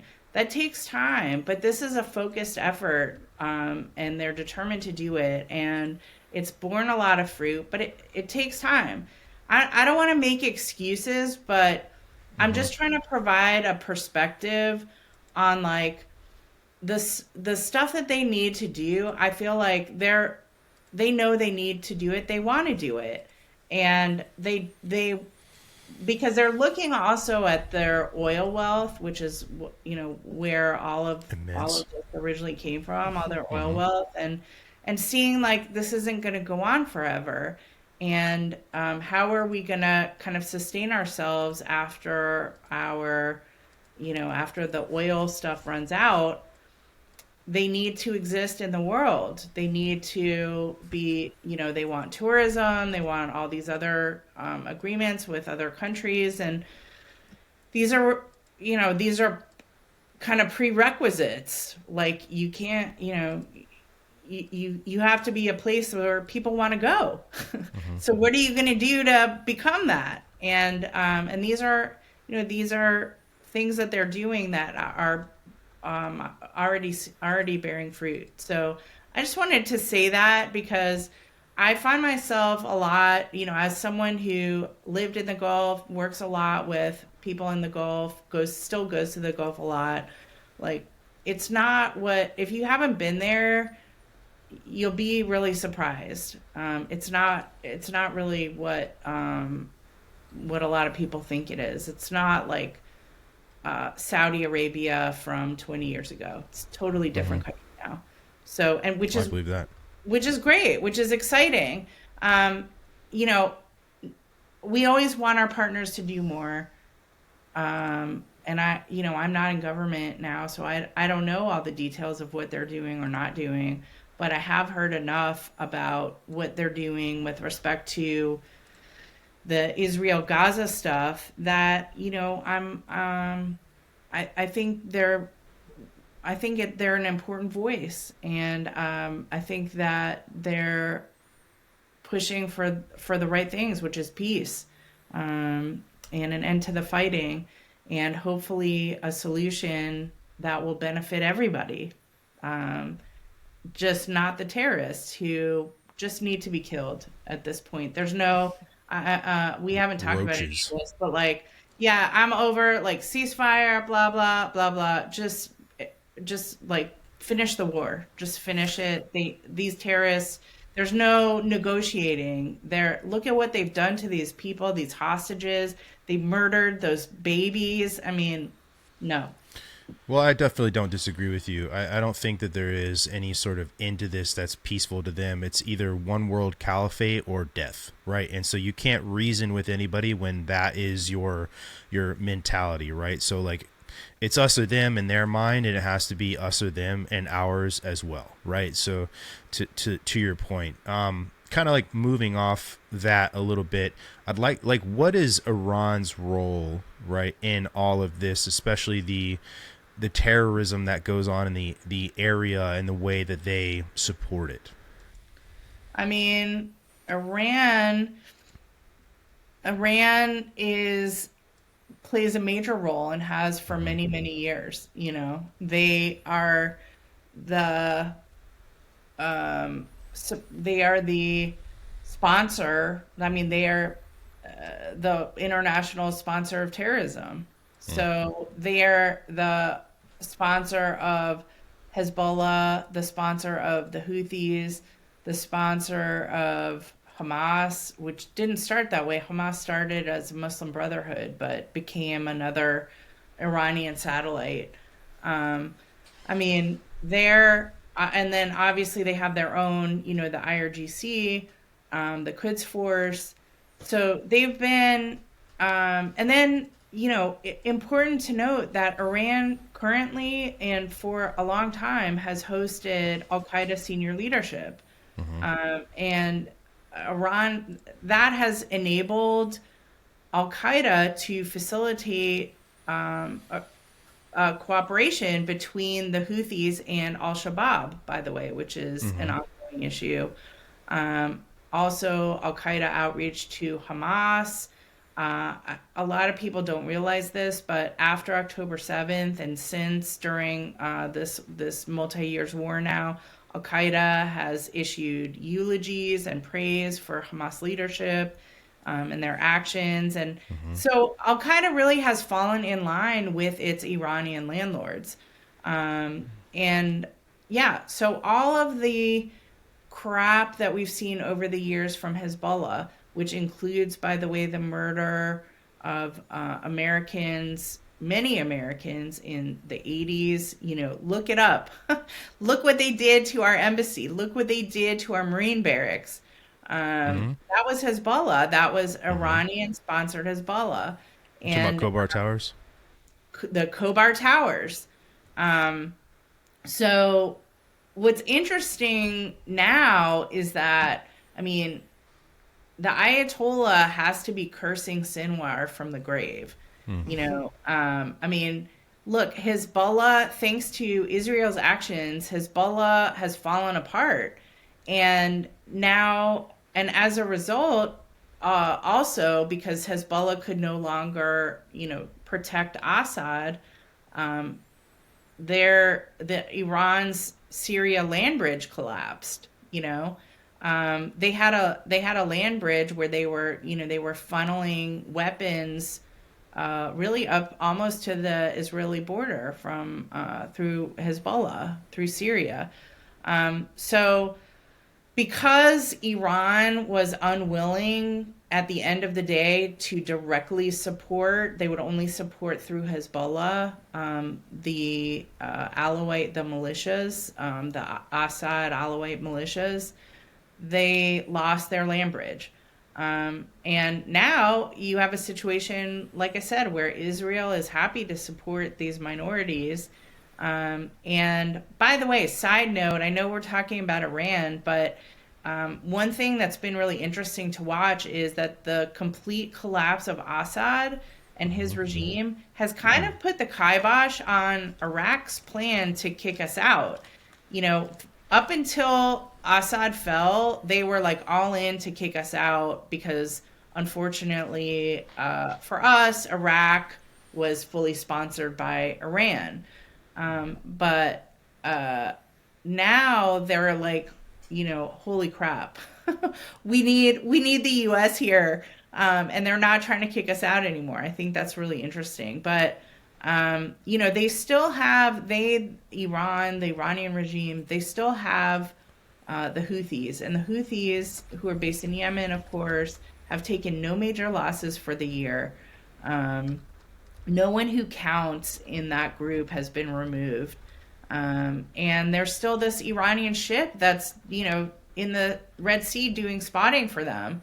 So, and by the way, under maritime law, they are considered a valid target. They're essentially engaged in piracy. You can make the argument.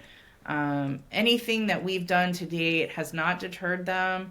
And they're now, talking to Al-Shabaab about expanding their range of attacks further down the African coast to attack U.S. ships, to attack U.S. and Israel in Kenya. So it's already happened. It happened at Manda Bay. Exactly. There you go. So, and they're continuing conversations about like future ops. And I will say there's no better time to strike Iran than now. Israel has done so much damage to Iran. Basically their air defenses are non-existent. We know that Iran has breakout capability. They're a lot of people think they already are nuclear capable. Yeah. I think, do I have like full faith and confidence in our intelligence community's ability to define this or to find yeah. So That's a big thing to say. we don't know. The breakout time is so short that it almost doesn't matter. You know what I mean? It's so short that we should just consider them nuclear capable. That's my opinion. It's just Stuxnet 2.0, right? Well, it's for all if these you guys get the reasons reference. that I breathed a giant sigh of relief and thanked my God above when Antony Blinken told us that not a single dollar out of all those pallets of cash we sent to Iran made it to any of these bad guys. Could you imagine? Yeah, dude. You can trust that completely and totally, man. Yeah. Oh my Yeah. God. It's the Well, worst. dude, I just don't. It was Iran's money anyway. Like, do you know how dumb you sound when you say that? Like, I don't know. We could pick on people all day about this. It just when I heard he some care. No, Yeah. he never cared. Like he just spent 4 years lying. I'm sorry, but yeah. Everything that came out of his mouth. I also originally I'm like, are you that dumb? No. No, you're not. Right. No. That's what's scary about this. Just lies. Just absolute. I realized that actually during all the HKIA stuff when they were issuing these statements, and I'm like, what?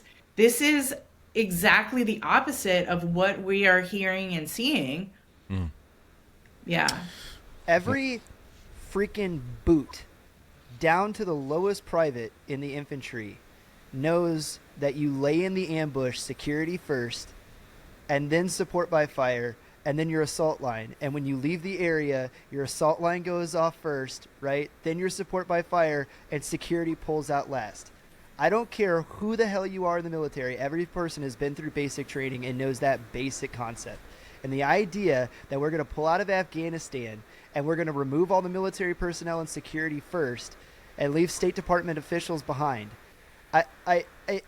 It's zero accountability. Boggles the mind.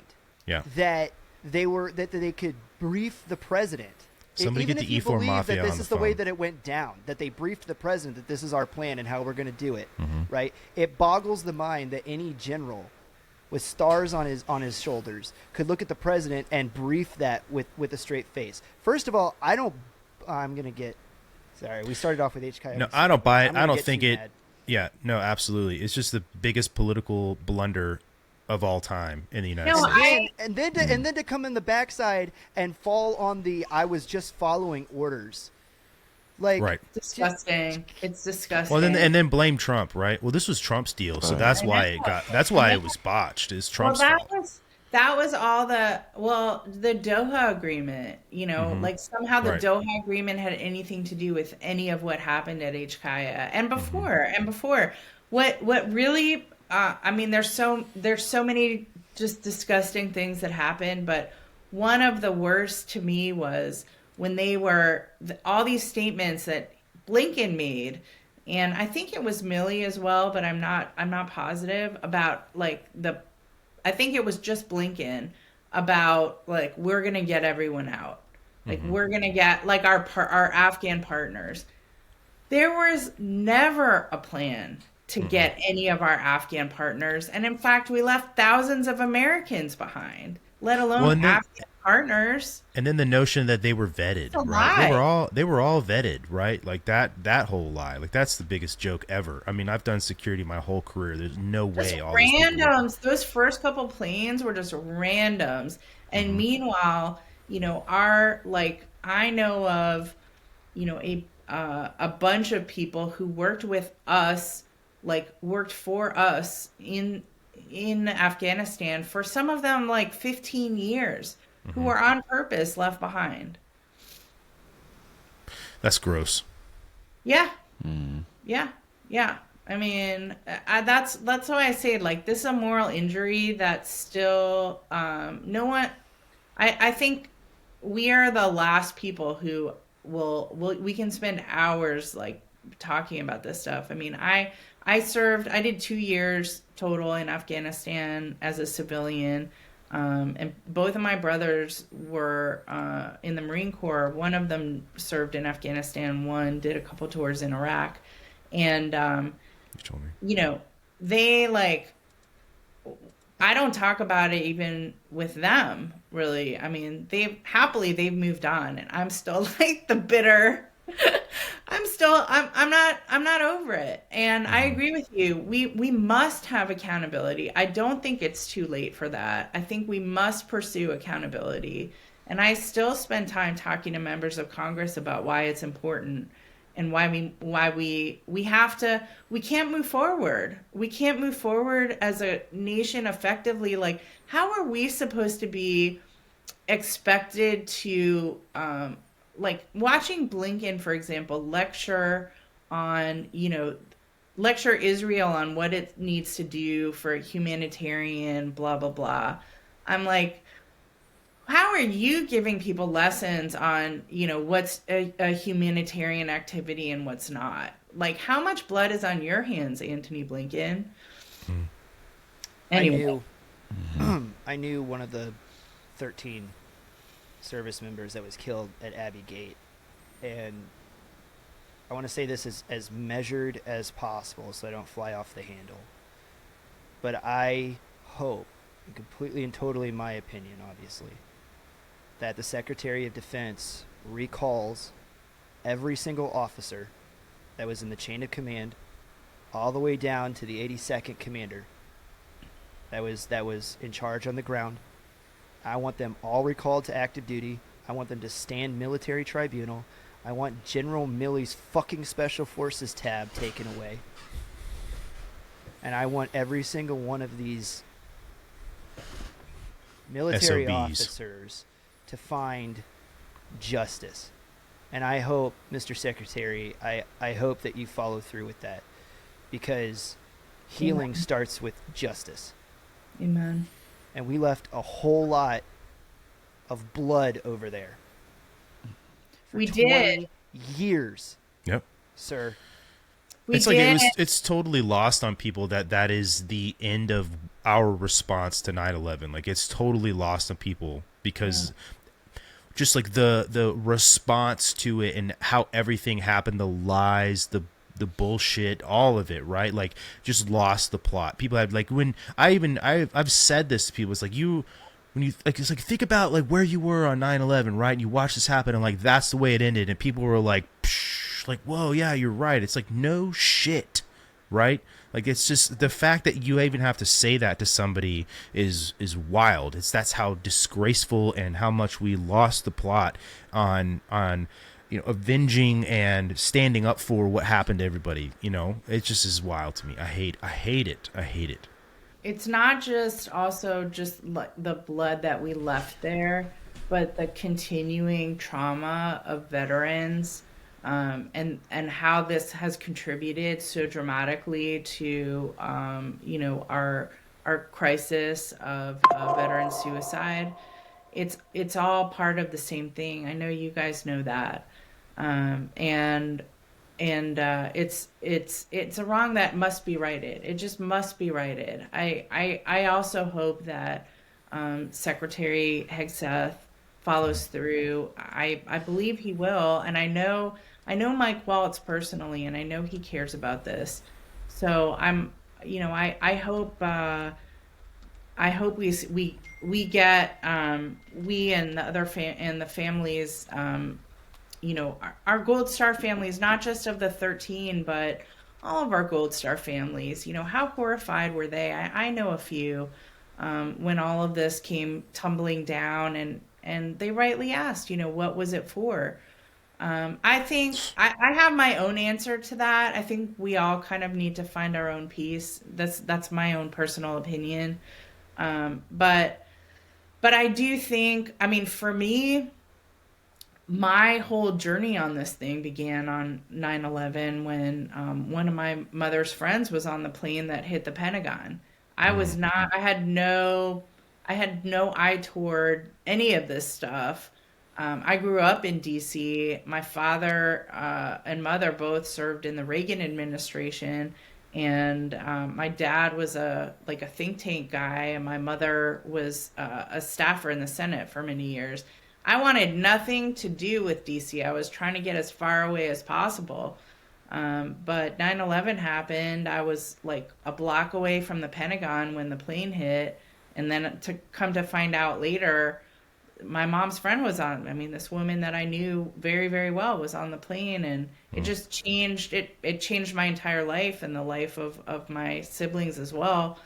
And like, I agree. Like, when I think about that as the beginning, and then I think about the H. Kaya disaster as the end, I mean, Yeah. yeah, I mean, I feel you. Yeah. Yeah. Now, I remember thinking, like, what the families of the victims of 9/11 like are thinking now, like watching people clinging to the landing gear of a C-17, right? Like, and just watching canines and getting shoved into kennels and left in hangars for the Taliban to find, and all this equipment and weapons, and like, oh, we took the firing pins. It's like, no, who gives a shit? You know what I mean? Like, it's just, it was so stupid. And I'm with you, Chris, 100%. Like, Mark Milley deserves jail for the rest of his life, without a doubt. certain. You know, and there's so many of them that do. But I know we've kind of busted that 2 hour. If I could ask you one more big chunk question. What do you think the Trump administration's stance on Iran should be, and how they should handle the situation there with them? Well, to me, it's clear. Trump season one was very much not Season one. was very much not for regime change. Maybe he was privately, but that was not the policy. Was not, not regime change at all. It was force them to the negotiating table, and to achieve the goal of no nukes for Iran. Iran will never achieve nuclear capability. So it looks like they've just kind of like turned everything back on that got turned off 4 years ago. But Iran has been working hard for 4 years to get that nuke. Of course, just civilian nuclear power, that's still what they claim they're doing. But it's obvious that they're not. And Trump has said they will not achieve nuclear capability. Well, given what we assume to be the breakout time there, I think I would assume that they're talking about a lot of different things. Now, I don't believe they gotta feel. I'm sorry to cut you off, but just to add fuel to your fire, they gotta feel like they're on a time clock too, based on the American administrational change. 100%. I mean, I myself was expecting that they would have an announcement before Trump took office. I was kind of surprised about that as well. Yeah.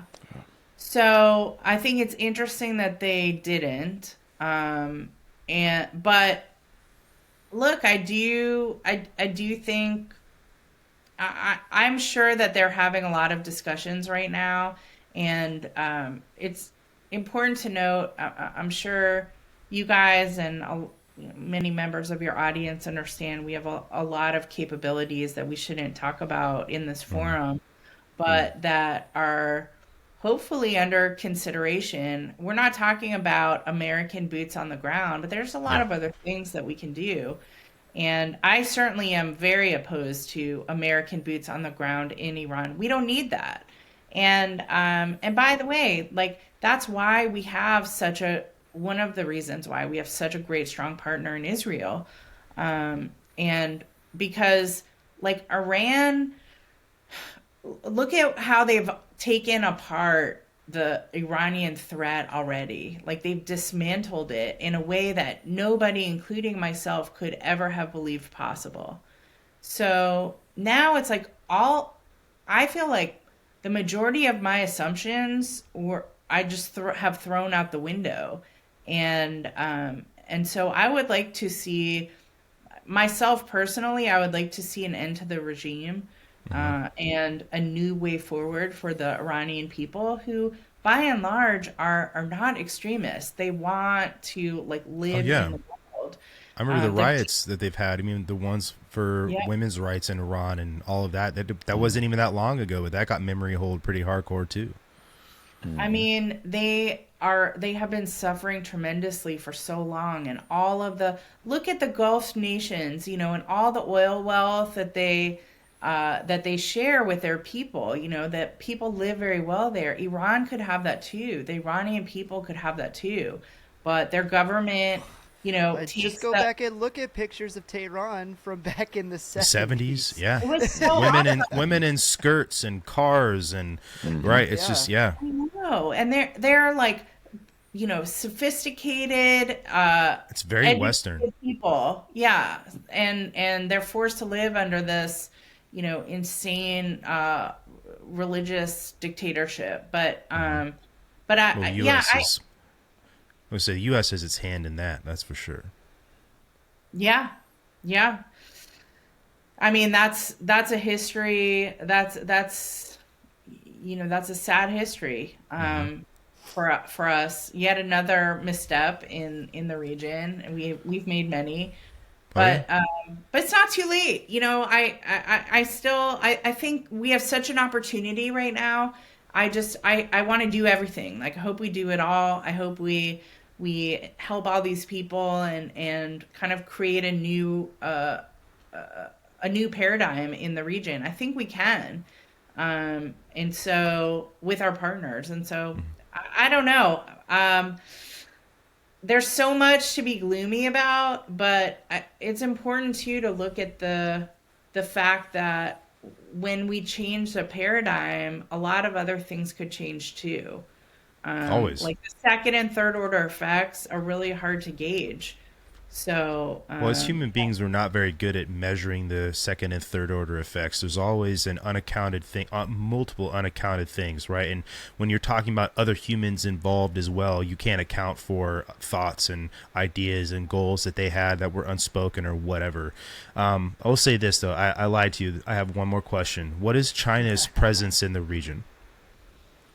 Well, China's presence in the region is sort of twofold. I mean, it's important to note, and this is one reason why it was funny, just to go back for a minute, when I left government again for the second time in January. It's not you, it's me. Every time I get out, it keeps pulling me back in. That's true. No, that's the truth. That is the truth, yeah. January 2021, everyone, a lot of people were like, so what are you going to do now that, you know, the Middle East is solved? You know, are you going to become an Asia person? And I'm like, yeah, give it 5 minutes. But right. The Middle East is going to Middle East policy. Don't come over here. I'm telling you right now. I know. Like, no, but China, you know, you don't want none of this, do we? China's main energy, let me put it a different way. Saudi Arabia's primary customer is China for, you know, oil and gas. So that, I mean, to me, I always thought of that as a lever and a weakness and something that we could exploit. And another reason why our partnership and relationship with Saudi Arabia is so important. But yes, it has a very big presence, and it's a huge customer on the oil and gas stage. And then now you also have their massive collection platform in the form of Huawei, which is stretching, you know, across the region, and actually has tripped up a number of our, you know, things that we want to do in different places, because we can't put certain things in certain places because they're there. So they're there in the way that they're there. So, and I will say, I just came back. I was at IDEX, which is, if you don't know, it's an every other year defense expo that's held in Abu Dhabi. It's massive, and this year was the biggest one yet. The Chinese presence was tremendous. It might have even been bigger than our U.S. presence. I'm not sure. We were very. I thought we were very well represented, but they just had just the size of their presence was so massive. And of course, For those of you in the audience, think SHOT Show, but for spies. Yeah. There. yeah, but they also have tanks. They have tanks and like Sure. HIMARS and stuff, just out in the it's is Good old stolen tech, you know.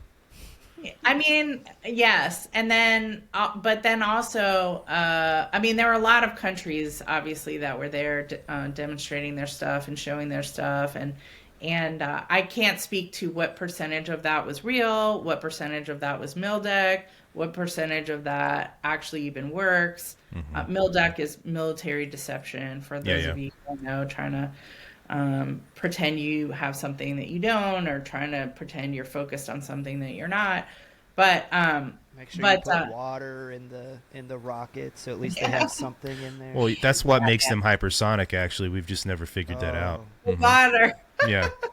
Yeah, brilliant. But yeah, like I mean, they had, It's a brilliant. Yeah, right. Put water. there were people walking. They were just walking around with their phones, just filming everything.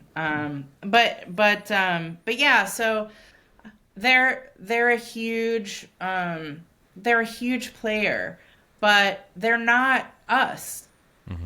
Everyone, I mean, we have hurt ourselves so much, Explain that. and so many times, but we're not like, we don't have this kind of fundamental racism element to our culture, and we can be transactional. China is certainly transactional in their relationships, but they also want to dominate. And like through this Belt Road Initiative that they've been pushing for many years now, I mean, that's it's a debt trap, and countries have fallen into that. That was literally on my brain just now. Yeah. It's a debt trap, economy. and they get money up front, and it works if you're like a corrupt dictator or something like that. But then when the bill comes due and you can't pay, you have to Your hand natural everything. resources are theirs. Yeah. Yeah, well, that's like an That's a undesirable. nice canal you have there. Right. That's well, and look at what the Trump administration is doing to clear China out of the Panama Canal. Thank God, by the way. Yeah.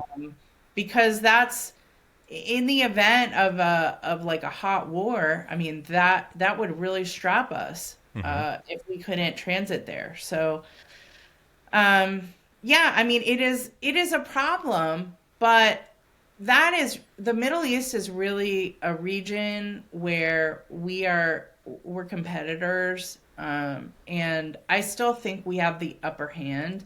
I also think China bet hard on Iran, and look where that's going. Yeah, so I think we have a massive, like I said before, we have a massive opportunity.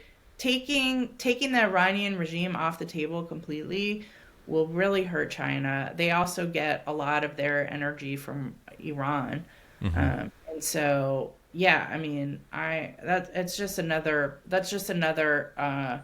W we would get, and so yeah, I mean, they're incredibly problematic, and we should be focusing on China, but we can't as long as these other issues kind of continue to bubble, because we have taken our eye off the ball.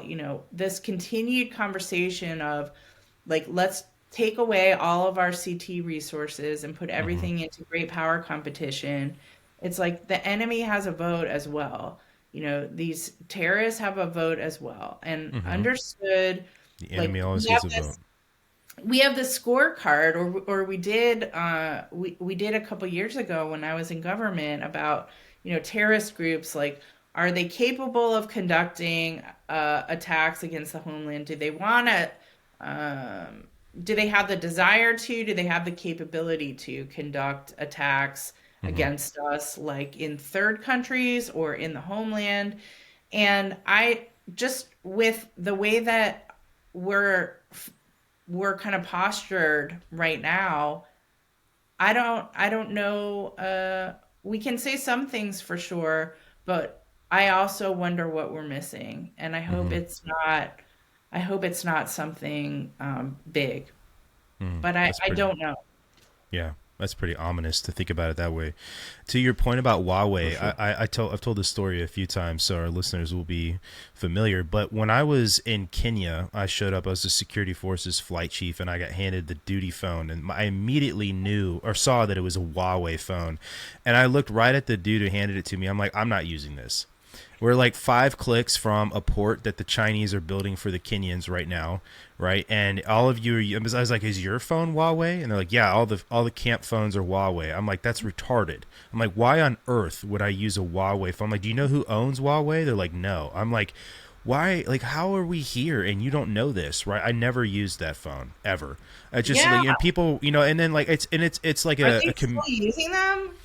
Well, I mean, like, we left, and then in January the next year, Manda Bay got attacked, which I know you know, right? So, like, I'm talking about, like, let's share posting rosters, right? Have every weapon system at every post, right? This post has a 249, this post is a 240, two 240s, 203s, like, it's just like every bit of info you'd want to know about what sort of defense this camp has, right, is in this phone. Not to mention every other conversation that somebody from camp leadership was having with, USAFE or AFRICOM or whatever, right? So I was just like, I'm not using this. And I kept saying it over and over again. I'm like, you really shouldn't use that phone. Like, you should just, this is the camp the size of the parking lot. You should just walk over and explain these things. Never, right? It's just like, how fucking dumb are all of you for using these fucking phones right now? Not to mention, like, all the landlines, I'm sure, right? Because, I mean, who did all the manual labor on camp? The Kenyans, right? And where else were they coming from looking for jobs every day? Lopset, the port down the road where the Chinese were building, right? So, like, someone would come over and they've got, like, Chinese shirts on, with the port company. It's like, I actually can't let you in because I know you were over there, you idiot, so might as well go back over there and see if you can figure out something for the day, right? So, but anyway, I just knew you'd find that humorous. He walks away and flips his shirt upside down, right? Yeah, exactly. No, he's got, no doubt, dude, Just puts on a set of glasses. Yeah. Right. That's real life. I mean, that's how this stuff goes down. Yeah.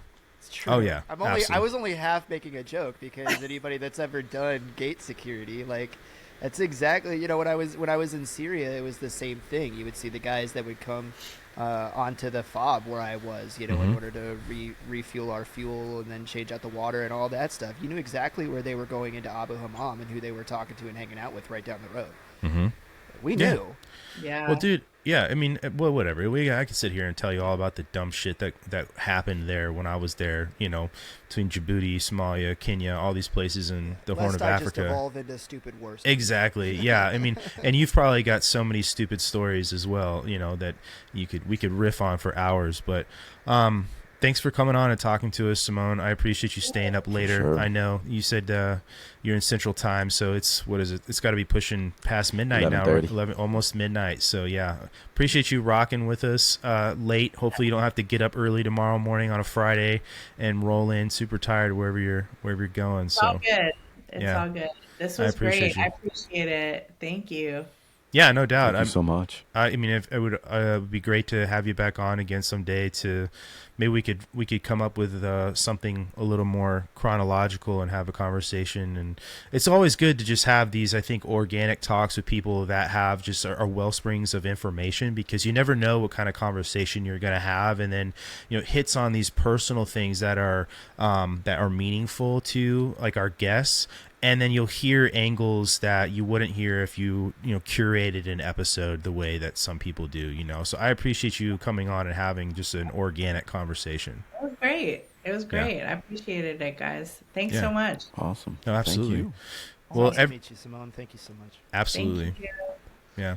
And for everybody listening, thank you guys so much for watching the episode, and let us know in the comments, I'm sure you will already, what questions you have, if we can hit Simone up and have her back on and talk about those things. But is there a place that people can find you, Simone, for any sort of work that you do and all of that? I know you have an X page, and I do. and My you write X articles page too. is just Simone Ledeen. Yes, I have a website with all my articles and all the rest of it, SimoneLedeen.com. Yeah, so you can find me there. I'm also on LinkedIn, YouTube, but everything is connected through my website. So, but And you're still doing some consulting and everything, right? shoot me a note. And yes, I am. I am doing consulting. I have a AI. consulting firm. And yes, I do advisory work for defense tech companies. I'm mostly focused on foreign sales, like I help them with business development. But I'm also affiliated with the University of Texas. I do some work UT as well. Hook 'em. And yeah, The only thing I know about ET. hook 'em. I'm out and about doing a variety of things, but yes, anyway, I'm always happy to talk to people. Hit me up, DM me, and I look forward to continuing the conversation. Hopefully next time we talk, it'll be, I don't know, like maybe there'll be happier things to talk about by then. I hope so. That'd be kind of cool, not gonna lie. In that region, that's a difficult thing, for sure. No doubt. Yeah. I mean, it's possible. It's possible. It is. All things Anything are is possible. for Yeah. sure, that's right. Well, Absolutely. just Daddy when Trump is in the seat. he is. When I'm gonna let everybody go, but just hang out for a second. That way, we have a virtual upload that's got to happen, so don't dip out right away or kill your stream. But thank you guys so much for listening to the episode. I appreciate it, and you guys have a good night.